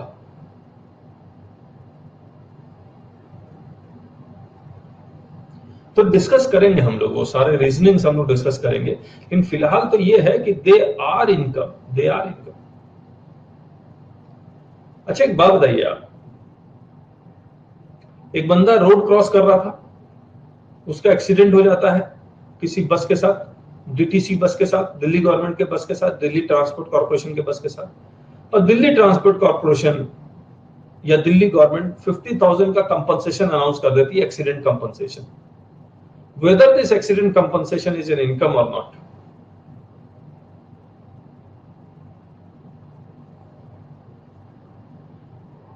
ये रेवेन्यू रिसीट है या कैपिटल रिसीट है? ये तभी तो डिसाइड होगा इनकम है या नहीं है, वो तो तभी डिसाइड होगा whether this is revenue receipt और capital receipt. It is a capital receipt. क्या कोई सोर्स ऑफ इनकम है या नहीं है? 50,000 के पीछे कोई सोर्स ऑफ इनकम है?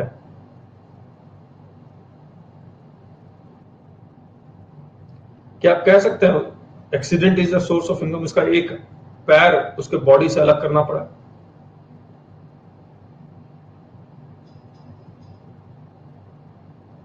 क्या वो पैर उसका सोर्स ऑफ इनकम हो सकता है? नहीं हो सकता, नहीं हो सकता। तो ये कैपिटल रिसीट है। अब अगर ये कैपिटल रिसीट है तो पहले तो इसको इनकम बनाना पड़ेगा, इस कंपनसेशन को। तो मैं इनकम का डेफिनेशन में ढूंढना पड़ेगा क्या एक्सीडेंट कंपनसेशन उन्होंने लिखा है या नहीं लिखा है, तभी तो होगा। और हमने ढूंढा और हमें मिला या नहीं मिला?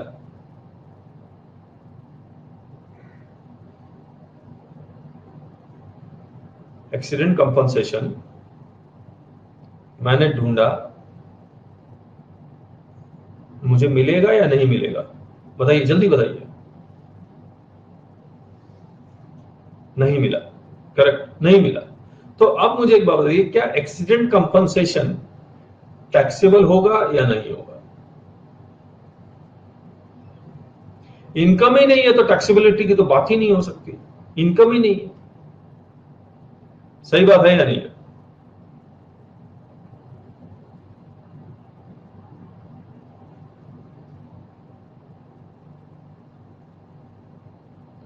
चलिए मुझे एक बात बताइए अब आप,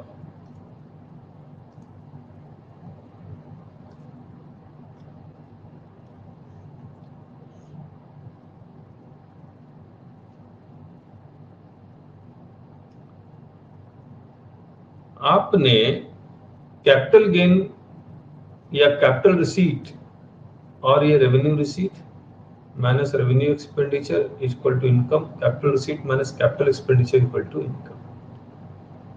यानी कि बेसिकली हम लोग बात कर रहे हैं कैपिटल गेन की।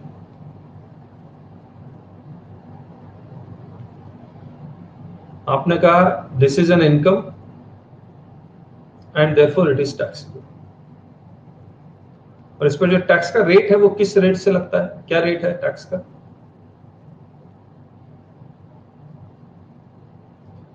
या तो स्लैब रेट चला जाएगा, और स्लैब रेट में जो मैक्सिमम रेट है वो कितना है? 30% है। यानी कि 5% भी है, 20% भी है और 30% भी है। और या तो फ्लैट रेट लग जाएगा, यानी कंपनी है, पार्टनरशिप फर्म है या एलएलपी है तो इस पर 30% का रेट है, और कंपनी में कुछ जगह में 25% का भी रेट है। ठीक है,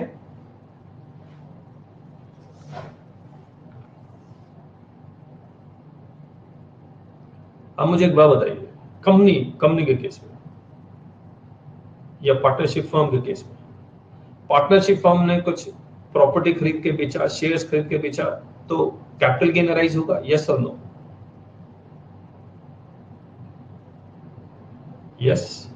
इस कैपिटल गेन पे यही सेम रेट अप्लाई कर दे, 30% वाला। आपने तो इसको जबरदस्ती इनकम बना ही लिया है सेक्शन 2 सबसेक्शन 24 में।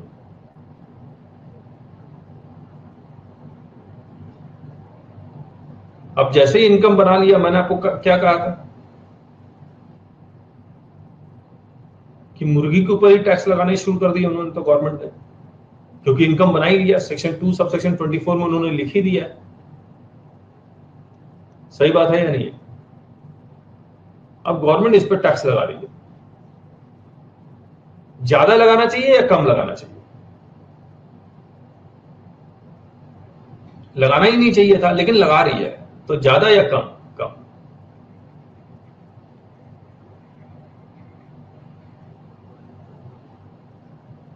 हम लोग आगे करेंगे। कैपिटल गेन दो तरह के होते हैं, एक होता है शॉर्ट टर्म कैपिटल गेन और दूसरा होता है long term capital gain.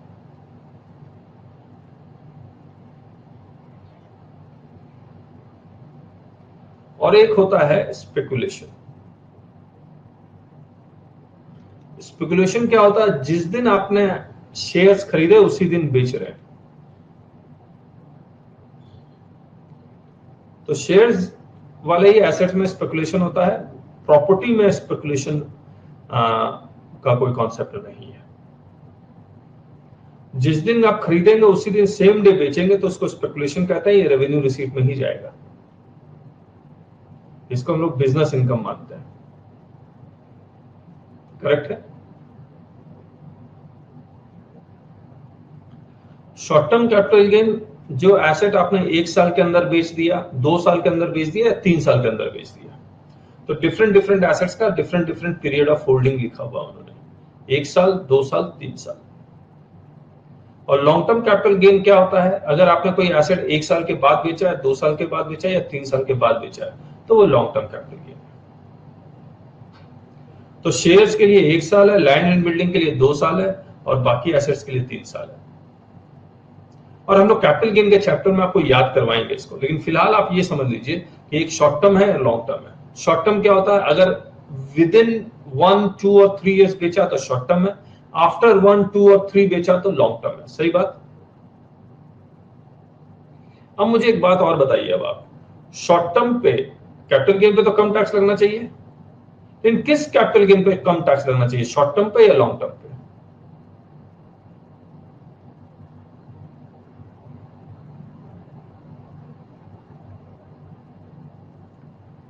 Long term पे कम लगना चाहिए। शॉर्ट टर्म पे तो आप खरीदेंगे बेचेंगे, खरीदेंगे बेचेंगे, स्पेकुलेशन तो होता नहीं है।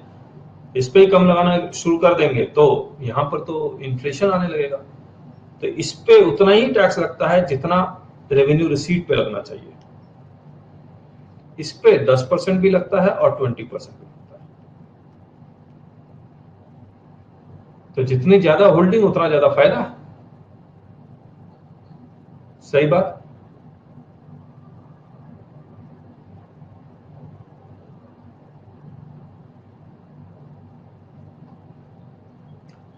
वापस आए? अरे ये क्या हो गया?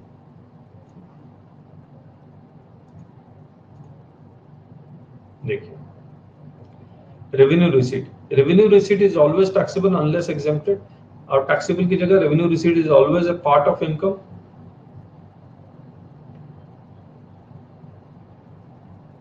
Capital receipt is made a part of income, specifically made a part of income तभी पॉसिबल है।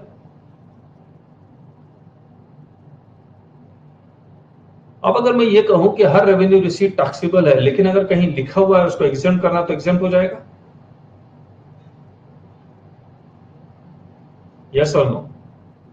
और इसकी एग्जेम्पशन लिखी हुई है सेक्शन 10 में।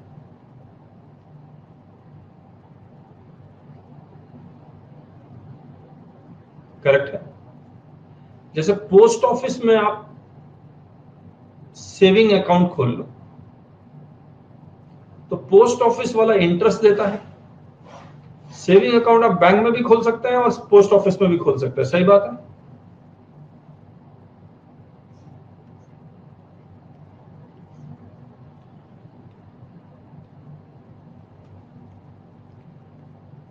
दोनों इंटरेस्ट देते हैं,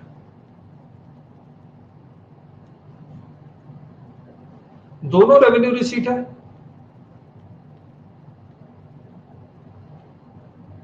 लेकिन ये वाला इंटरेस्ट टैक्सेबल है,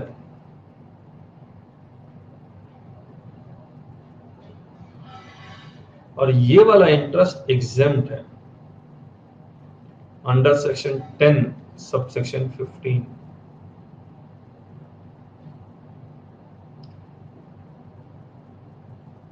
पता है आप लोग को ये बात? और लिमिट है इसकी, पूरी तरह से एग्जाम नहीं है, अप टू रुपीज, आप लोगों में किसी को पता है तो बताइए।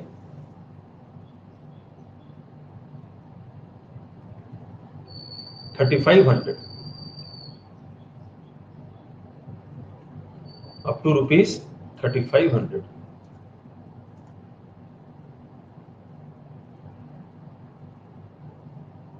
अच्छा एक बात बताइए, फ्रूट्स, क्रॉप्स,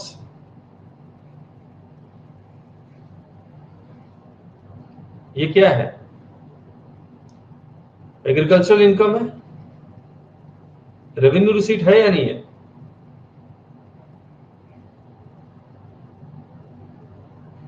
अगर रेवेन्यू रिसीट है तो इनकम का पार्ट बन ही गया, इनकम का पार्ट बन गया तो टैक्सेबल हो गया।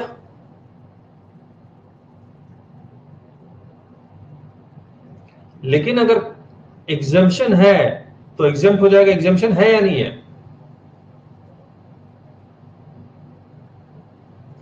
सेक्शन 10 सब सेक्शन 1 में एग्जाम क्यों करना पड़ा?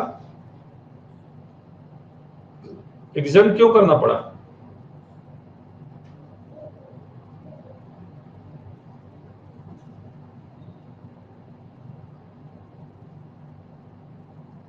जल्दी बताइए, एग्जाम क्यों करना पड़ा?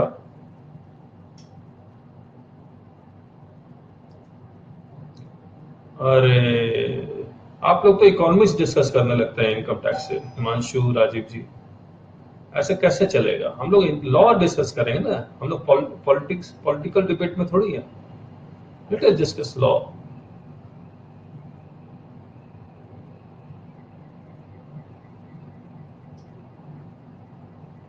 Constitution of India entry number 82, उसमें इजाजत ही नहीं है हमें, भूल गया।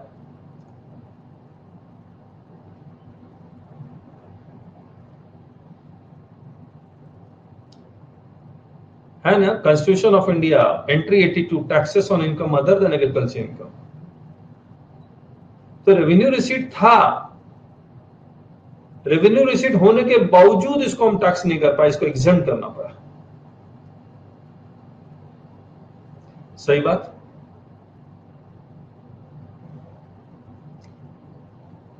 कैपिटल रिसीट में हमने सेल ऑफ एसेट के बारे में बताई दिया आपको, एक्सीडेंट कंपनसेशन के बारे में बताई दिया, गिफ्ट्स के बारे में हमने बताई दिया। Gifts, personal gifts, professional gifts, from relatives मिलेगा तो नॉट टैक्सेबल है, फ्रॉम नॉन रिलेटिव मिलेगा तो टैक्सेबल है, यानी कि इनकम का पार्ट है, क्योंकि गिफ्ट्स अंडर सेक्शन 56 लिखा हुआ था। तो 56 हम लोग डिटेल में करेंगे आपके साथ, और भी कंडीशन है एक्सीडिंग 50,000 ये सब है, तो वो करेंगे हम लोग आपके साथ। लेकिन फिलहाल तो आप ये समझ लीजिए, पर्सनल गिफ्ट कैपिटल रिसीट है, प्रोफेशनल गिफ्ट रेवेन्यू रिसीट है।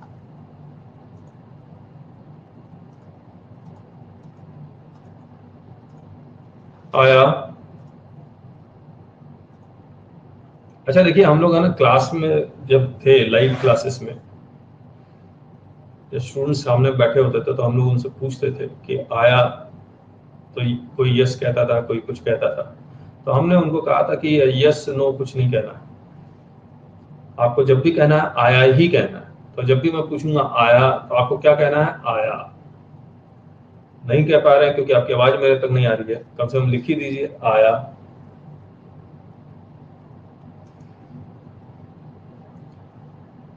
Thank you. मुझे एक स्टूडेंट पूछता है कि सर अगर नहीं आया तो मैं क्या करूंगा? तो मैंने उसको यही कहा विथ होल हम्बलनेस कि ऐसा मौका आएगा नहीं, क्योंकि मैं आया तभी पूछूंगा जब मुझे पता है आप लोगों को समझ में आ गया हो, नहीं तो मैं पूछता ही नहीं।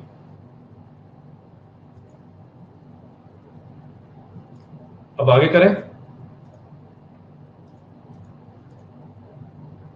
लगता आज ये कंप्लीट होगा नहीं, मुझे लगा था हो जाएगा। चलिए कोई बात। इनकम सबसे पहले देखिए कैसे ये फ्लो कैसे कर रहा है, वैसे ही सोचना आपको पूरे इनकम टैक्स में। जैसे ही कोई रिसीट हो आप उसको कोई भी रिसीट हो उसको आप सोचेंगे, अप्लाई करना है आपको कि ये रेवेन्यू रिसीट है या कैपिटल रिसीट है। फिर इस रेवेन्यू रिसीट और कैपिटल रिसीट को आपको ले जाना है इनकम के डेफिनेशन में अंडर सेक्शन 2 सबसेक्शन 24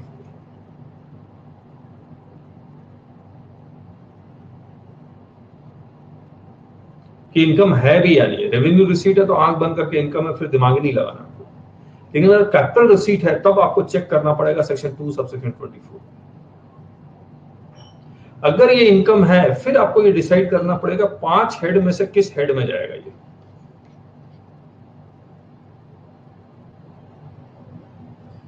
अब एक्सीडेंट कंपनसेशन इनकम ही नहीं है, आप सीधे बैलेंस शीट में ले जाके छोड़ दो उसको।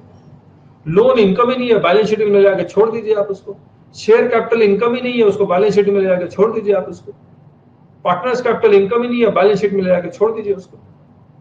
लेकिन अगर इनकम है तो उसको प्रॉफिट एंड लॉस अकाउंट में लेके आना पड़ेगा आपको ये डिसाइड करना पड़ेगा कि ये इनकम किस हेड का है, सैलरी का, हाउस प्रॉपर्टी का, पीजीबीपी का, कैपिटल गेन का या अदर सोर्सेस का, किस हेड का वो डिसाइड करना पड़ेगा। ये हेड इसलिए डिसाइड करना पड़ेगा क्योंकि खर्चे माइनस ये हेड अलाउ करते हैं।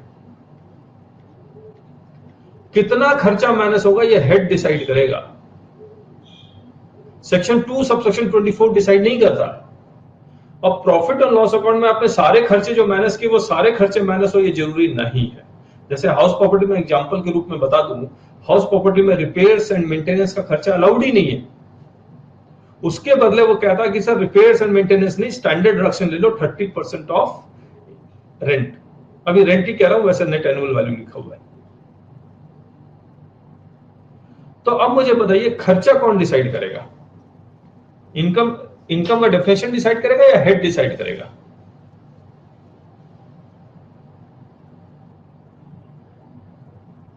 खर्चा हेड डिसाइड करेगा। तो इसके बाद you have to go to heads of income.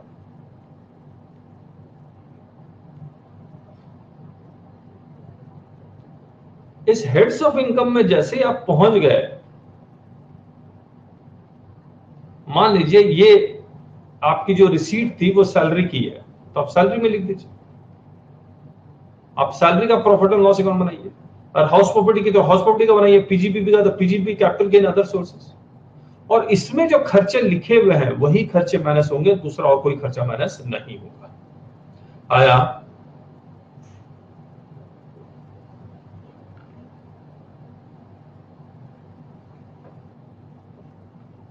अब आइए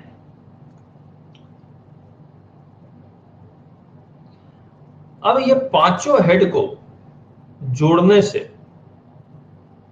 और दो एडजस्टमेंट करने से, पहला क्लबिंग ऑफ इनकम। मान लीजिए माइनर चाइल्ड पैसा कमाता है तो माइनर चाइल्ड से टैक्स ले नहीं सकते, तो उसकी इनकम को पेरेंट्स में ऐड कर देते हैं, फादर या मदर जिसकी इनकम ज्यादा हो।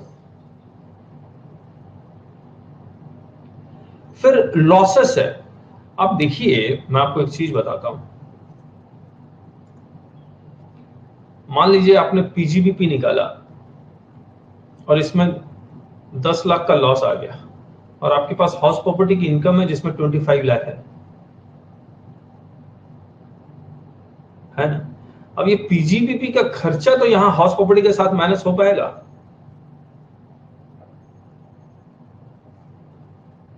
नहीं हो पाएगा। देखिए रिस्ट्रिक्शन कहां का? रेवेन्यू रिसीट हमेशा रेवेन्यू एक्सपेंडिचर हमेशा रेवेन्यू रिसीट से माइनस होगा, यही तो बताया था।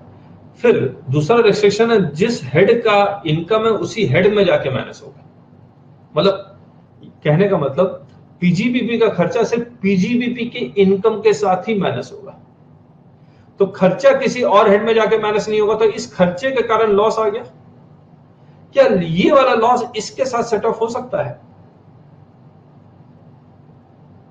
यस, ये हो सकता है। तो खर्चा तो दूसरे हेड के साथ नहीं माइनस होगा, लेकिन वो खर्चा उसको उस हेड के साथ माइनस करने के साथ अगर लॉस आ जाए तो वो माइनस होगा। सही बात।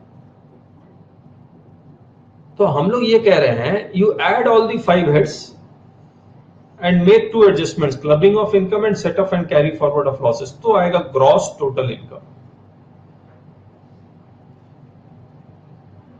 तो अगर मैं आपसे पूछूं how to compute gross total income, तो जनरली सारे लोग यही बोलते हैं सर पांचों हेड को जोड़ने से आता है ग्रॉस टोटल इनकम।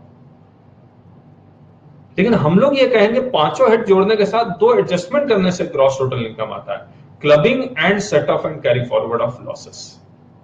करेक्ट।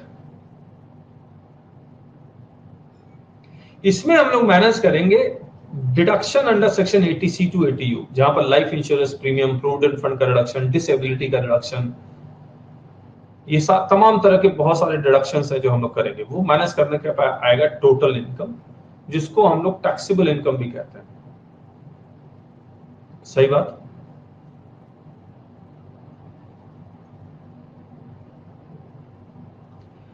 तो 5 head plus 2 adjustments, gross total income less deduction under section 80C to 80U, तो टोटल इनकम आएगा। अब बेयर एक्ट जब आप पढ़ेंगे incometaxindia.gov.in में, तो वहां पर पूरे बेयर एक्ट में टोटल इनकम ही लिखा हुआ है, और उसी टोटल इनकम को हम लोग सब इसको टैक्सेबल इनकम भी बोल देते हैं। तो टैक्सेबल इनकम लीगल वर्ड नहीं है, लीगल वर्ड टोटल इनकम है। तो ये बॉक्स में जितने भी टोटल इनकम इस बॉक्स में, अब बताइए खर्चा कहां माइनस हुआ, खर्चा कहां माइनस हुआ?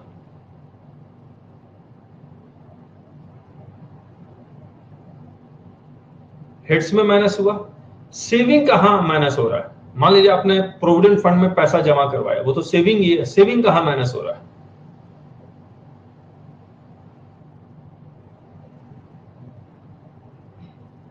सेविंग हो रहा है माइनस डिडक्शंस में, सेविंग माइनस हो रहा है डिडक्शंस में। सही बात।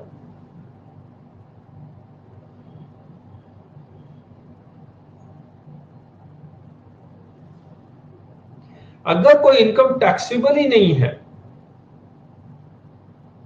तो क्या वो टोटल इनकम का हिस्सा हो सकता है?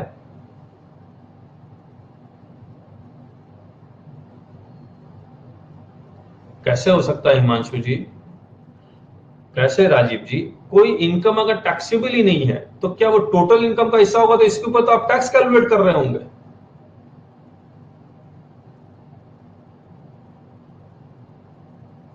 तो टोटल इनकम का हिस्सा कभी नहीं हो सकता, वो तो एग्जेम्प्टेड इनकम है, ये एग्जेम्प्टेड इनकम है। लेकिन रिटर्न ऑफ इनकम जब आप भरेंगे तो ये एग्जेम्प्टेड इनकम भी दिखना, शो करना जरूरी है। आप जीएसटी में एग्रीगेट टर्नओवर कैलकुलेट करते हैं, तो एग्रीगेट टर्नओवर का हिस्सा तो जरूर होता है, वो आपके प्रॉफिट एंड लॉस अकाउंट में तो जरूर जाएगा, लेकिन एग्जेम्प्टेड है, उस पर गवर्नमेंट टैक्स नहीं लेगी। यही जीएसटी का कॉन्सेप्ट है, यही इनकम टैक्स का भी कॉन्सेप्ट है। इस अगर कोई एग्जेम्प्टेड है तो ये टैक्सेबल इनकम का हिस्सा नहीं होगा, लेकिन प्रॉफिट एंड लॉस अकाउंट का हिस्सा होगा, और आपको रिटर्न ऑफ इनकम में शो करना जरूरी है। हाँ या ना?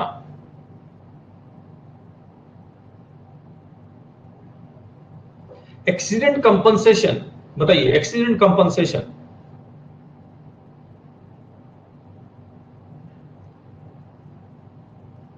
नहीं होगा। प्रॉफिट एंड लॉस अकाउंट या बैलेंस शीट?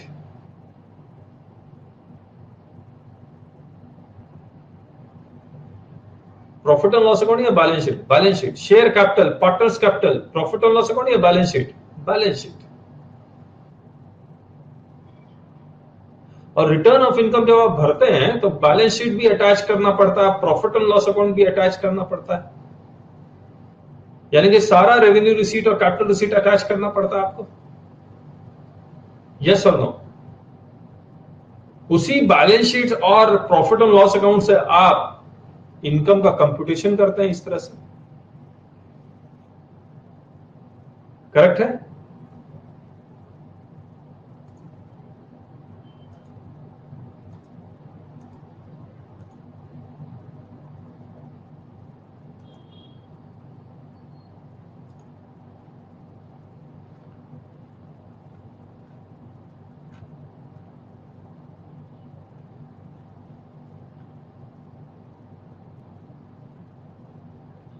ये हमने यहां लिखा हुआ है। अब सबसे जो सवाल ये है कि हाउ टू मेमोराइज सेक्शंस। हमसे स्टूडेंट्स पूछते हैं कि सर सेक्शन याद करना जरूरी है या नहीं है। हम कहते हैं हर हालत में याद कीजिए, हर हालत में याद कीजिए, क्योंकि अगर आप सेक्शन याद करेंगे तो इनकम टैक्स की जर्नी आपकी बहुत आसान हो जाएगी, सेक्शन जैसे आप याद करेंगे। क्योंकि मैं आपको बताऊंगा, मैं जब आपके साथ इनकम फ्रॉम हाउस प्रॉपर्टी करूंगा तो मैं कहूंगा income from house property equal to 23 माइनस 24 प्लस 25A, इतना लिख दूंगा मैं। जब मैं सैलरी करूंगा तो मैं लिखूंगा 17 माइनस 16, बस इतना ही लिखूंगा। और आपको सेक्शन याद होगा तो आप फटाफट आपको दिमाग में आ जाएगा कि कैसे कैलकुलेशन हुआ है। तो सेक्शन याद करेंगे या नहीं करेंगे आप लोग? आपके लिए चीजें आसान हो जाएगी, चीजें आसान हो जाएगी। कोडिंग ही तो है, सेक्शन क्या है? कोड है एक तरह से, पैराग्राफ की नंबरिंग है। सब सेक्शन याद करने की जरूरत नहीं है, सिर्फ सेक्शन याद कीजिए, बहुत है, और मैं याद करवा दूंगा आपको। आप बताइए, मैं आपको याद करवाने की कोशिश करता हूं। यही सारे चैप्टर्स हैं। बेसिक कॉन्सेप्ट्स का सेक्शन है 1 to 4।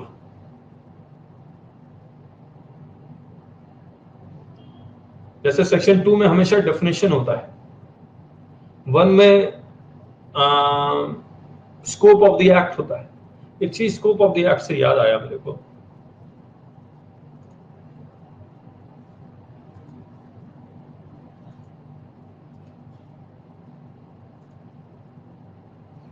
किसी की भी टोटल इनकम निकालने से पहले क्या आप उसका रेजिडेंशियल स्टेटस निकालेंगे या नहीं निकालेंगे?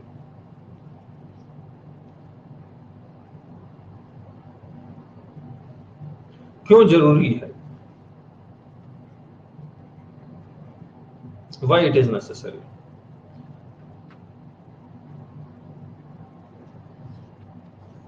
मान लीजिए ये फाइनेंशियल ईयर है, यहां पर कोई बंदा इंडिया छोड़ के यूएसए चला जाता नौकरी करने के लिए। मान लीजिए 1 जुलाई को इंडिया से उड़ जाता है,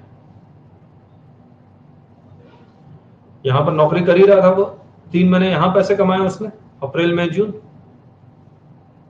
मान लीजिए 30 लाख, बाकी 9 महीने यहां पर कमा रहा है 2 करोड़ रुपए।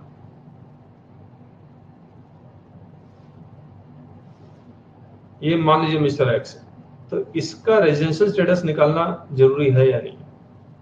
3 महीने इंडिया में रहा और यहां बाकी यूएसए में रह रहा, तो यूएसए में रह ही रहा, उड़ गया इंडिया से 1 जुलाई को,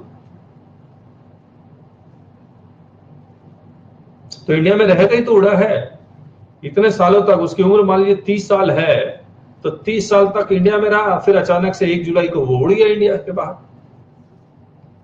तो मुझे इसका रेजिडेंशियल स्टेटस निकालना बहुत जरूरी है। क्यों? कि मुझे ये देखना ये 2 करोड़ रुपया किस फाइनेंशियल ईयर के लिए, जिस फाइनेंशियल में वो पैसा कमा रहा है, ये 2 करोड़ रुपया इंडिया में टैक्सेबल होगा या नहीं होगा, देखना होगा या नहीं देखना होगा।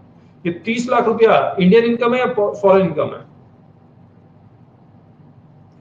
ये 30 लाख इंडियन इनकम है या फॉरेन इनकम है? इंडियन इनकम है। ये 2 करोड़ रुपया इंडियन इनकम है या फॉरेन इनकम है?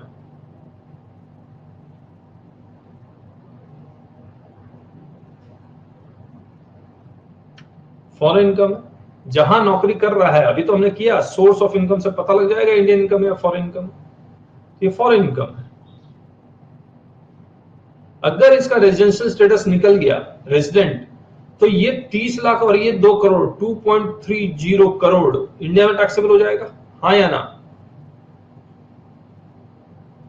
और अगर नॉन रेजिडेंट निकलता है तो सिर्फ 30 लाख इंडिया में टैक्सेबल होगा।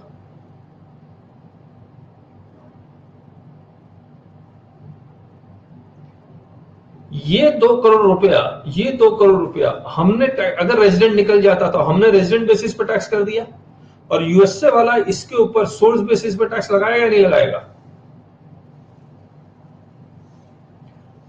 नहीं कह रहे राजीव जी? अरे यस, सोर्स बेसिस पे तो यूएसए वाला भी लगाएगा।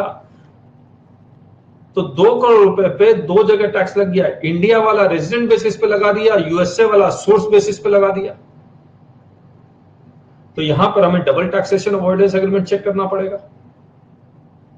और वहां अगर लिखा हुआ है कि सैलरी इनकम पे सिर्फ सोर्स बेसिस पर टैक्स लगेगा,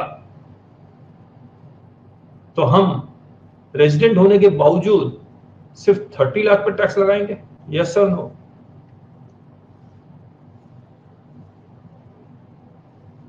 तो this is the concept of DTAA। ये भी लिखा हो सकता है, अच्छा ऐसा करो, यूएसए वाला 1 करोड़ पे लगा लो, हम 1 करोड़ पे लगा लेते हैं। This is also quite possibility, rare possibility, but it is there.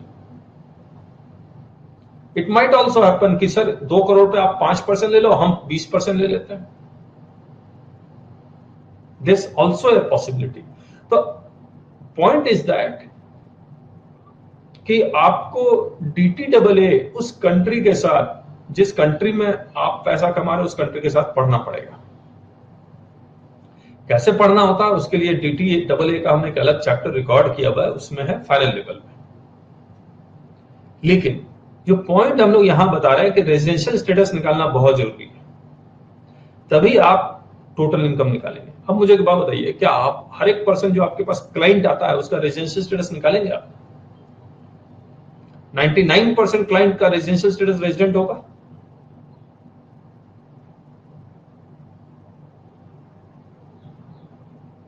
है ना?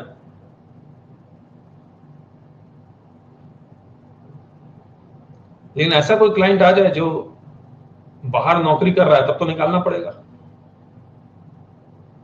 और मैं आपको बता दूं कि कुछ पूरे इनकम टैक्स में नॉन रेजिडेंट को बहुत सारे बेनिफिट्स दिए गए। नॉन रेजिडेंट अगर इंडिया से पैसा कमाता है, इंडियन इनकम कमाता है, नॉन रेजिडेंट इंडियन इनकम कमाता है, तो इंडिया में टैक्स लगेगा नहीं लगेगा? लगेगा। कम लगेगा या ज्यादा लगेगा?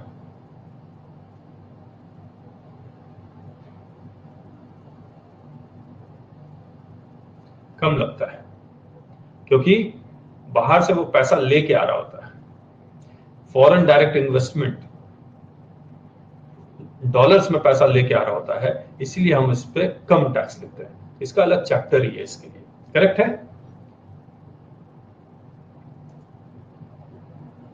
अब वापस आइए, सेक्शन में आपको याद करवाना बहुत जरूरी है। तो बेसिक कॉन्सेप्ट 1 to 4 है। रेजिडेंशियल स्टेटस का जो सेक्शन है वो 5 to 9 है।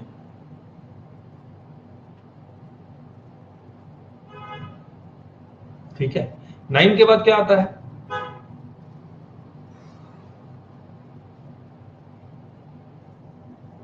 Exempted income. कहां लिखा हुआ है, किस सेक्शन में लिखा हुआ है एग्जेम्प्टेड इनकम? सेक्शन 10 में लिखा हुआ है। तो एग्जेम्पशन का जो सेक्शन है वो है 10 to 13A।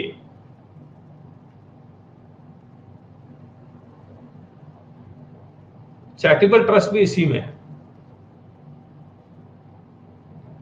हमने चैरिटेबल ट्रस्ट में किया था ना, वॉलंटरी कंट्रीब्यूशंस, इनकम बना लिया था, फिर हम एग्जाम कर देंगे। सही बात। इसके बाद पांचों हेड शुरू हो जाएंगे। सैलरी है 15 to 17। हाउस पर मैं यहां लिख देता हूं। बेसिक कॉन्सेप्ट्स सेक्शन बताइए। 1 to 4 रेजिडेंशियल स्टेटस, 5 to 9 और exempted income 10 to 13A। Economics में इनकम को शॉर्ट फॉर्म में वाई कहते हैं, इसीलिए वाई का मतलब इनकम है। करेक्ट है? फिर पांचों head, salary, house property, PGBP, capital gain और अदर सोर्सेस। सैलरी का जो चैप्टर है वो है, सेक्शन है वो है 15 to 17।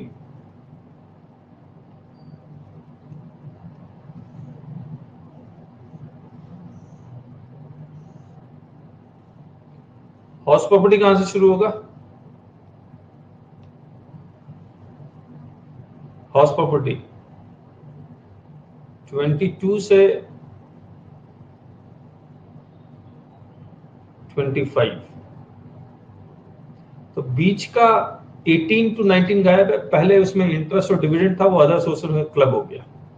सेक्शन 14 जो यहाँ पर है, देखिए ये सारा 1 to 4, 5 to 9, 9 to 10, ये सारा सीरियली चल रहा है। जो सेक्शन 14 है वो डिफाइन करता है gross total income.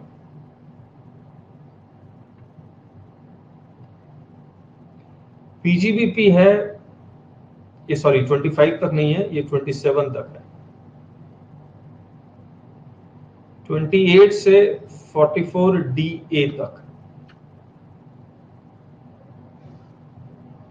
Capital gain 45 से 55A तक। Other sources 56 to 59। देख रहे हैं किस तरह से एकदम सीरियली चल रहा है ये।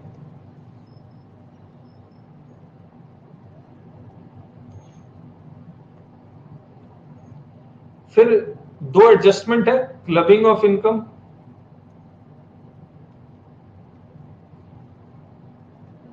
And set of. Clubbing of income 60 to 65 है, सेट ऑफ 70 to 80 है। करेक्ट। जब हम लोग यहां तक पहुंच जाएंगे तो ग्रॉस टोटल इनकम निकालना सीख लेंगे हम लोग। ग्रॉस टोटल इनकम के बाद मैं माइनस करूंगा डिडक्शंस, किस सेक्शन में, 80C to 80U में। यहां तक पहुंच गए तो हम लोग टोटल इनकम निकालना सीख लेंगे।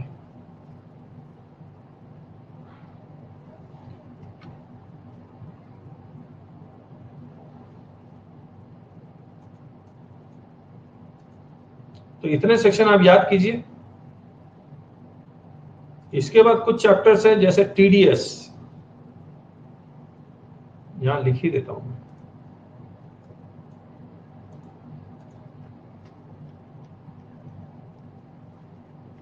वन 192 से 206C तक TDS and TCS। Advance tax 234A-B-C। Return of income 139, 140, 140A, इस तरह से।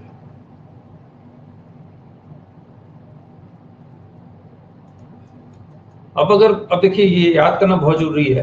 मैं अगर आपसे पूछूं सेक्शन 57 किस चैप्टर का, देख के बताएंगे? देख के बताइए और लिखिए।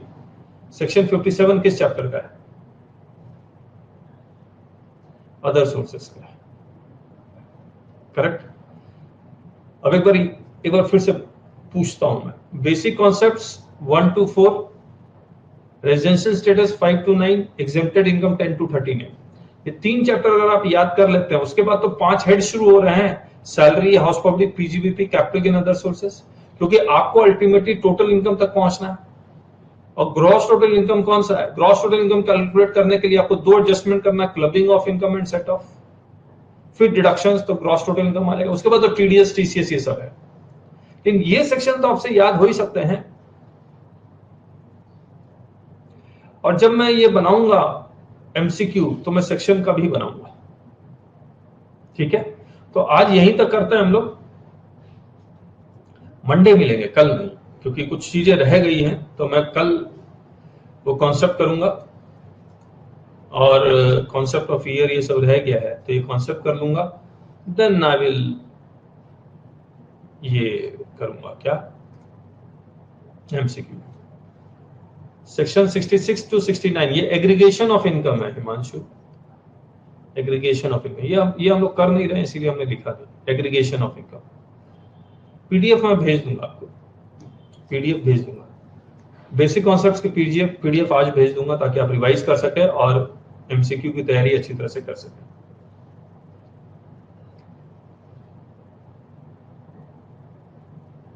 ठीक है, थैंक यू। और आज की क्लास के बारे में भी व्हाट्सएप में जरूर लिख दीजिएगा। यहीं लिख दीजिए आप, नहीं व्हाट्सएप में लिखिएगा, अभी टाइम लगेगा। So thank you so much, bye bye. Thank you Rajesh ji, thank you.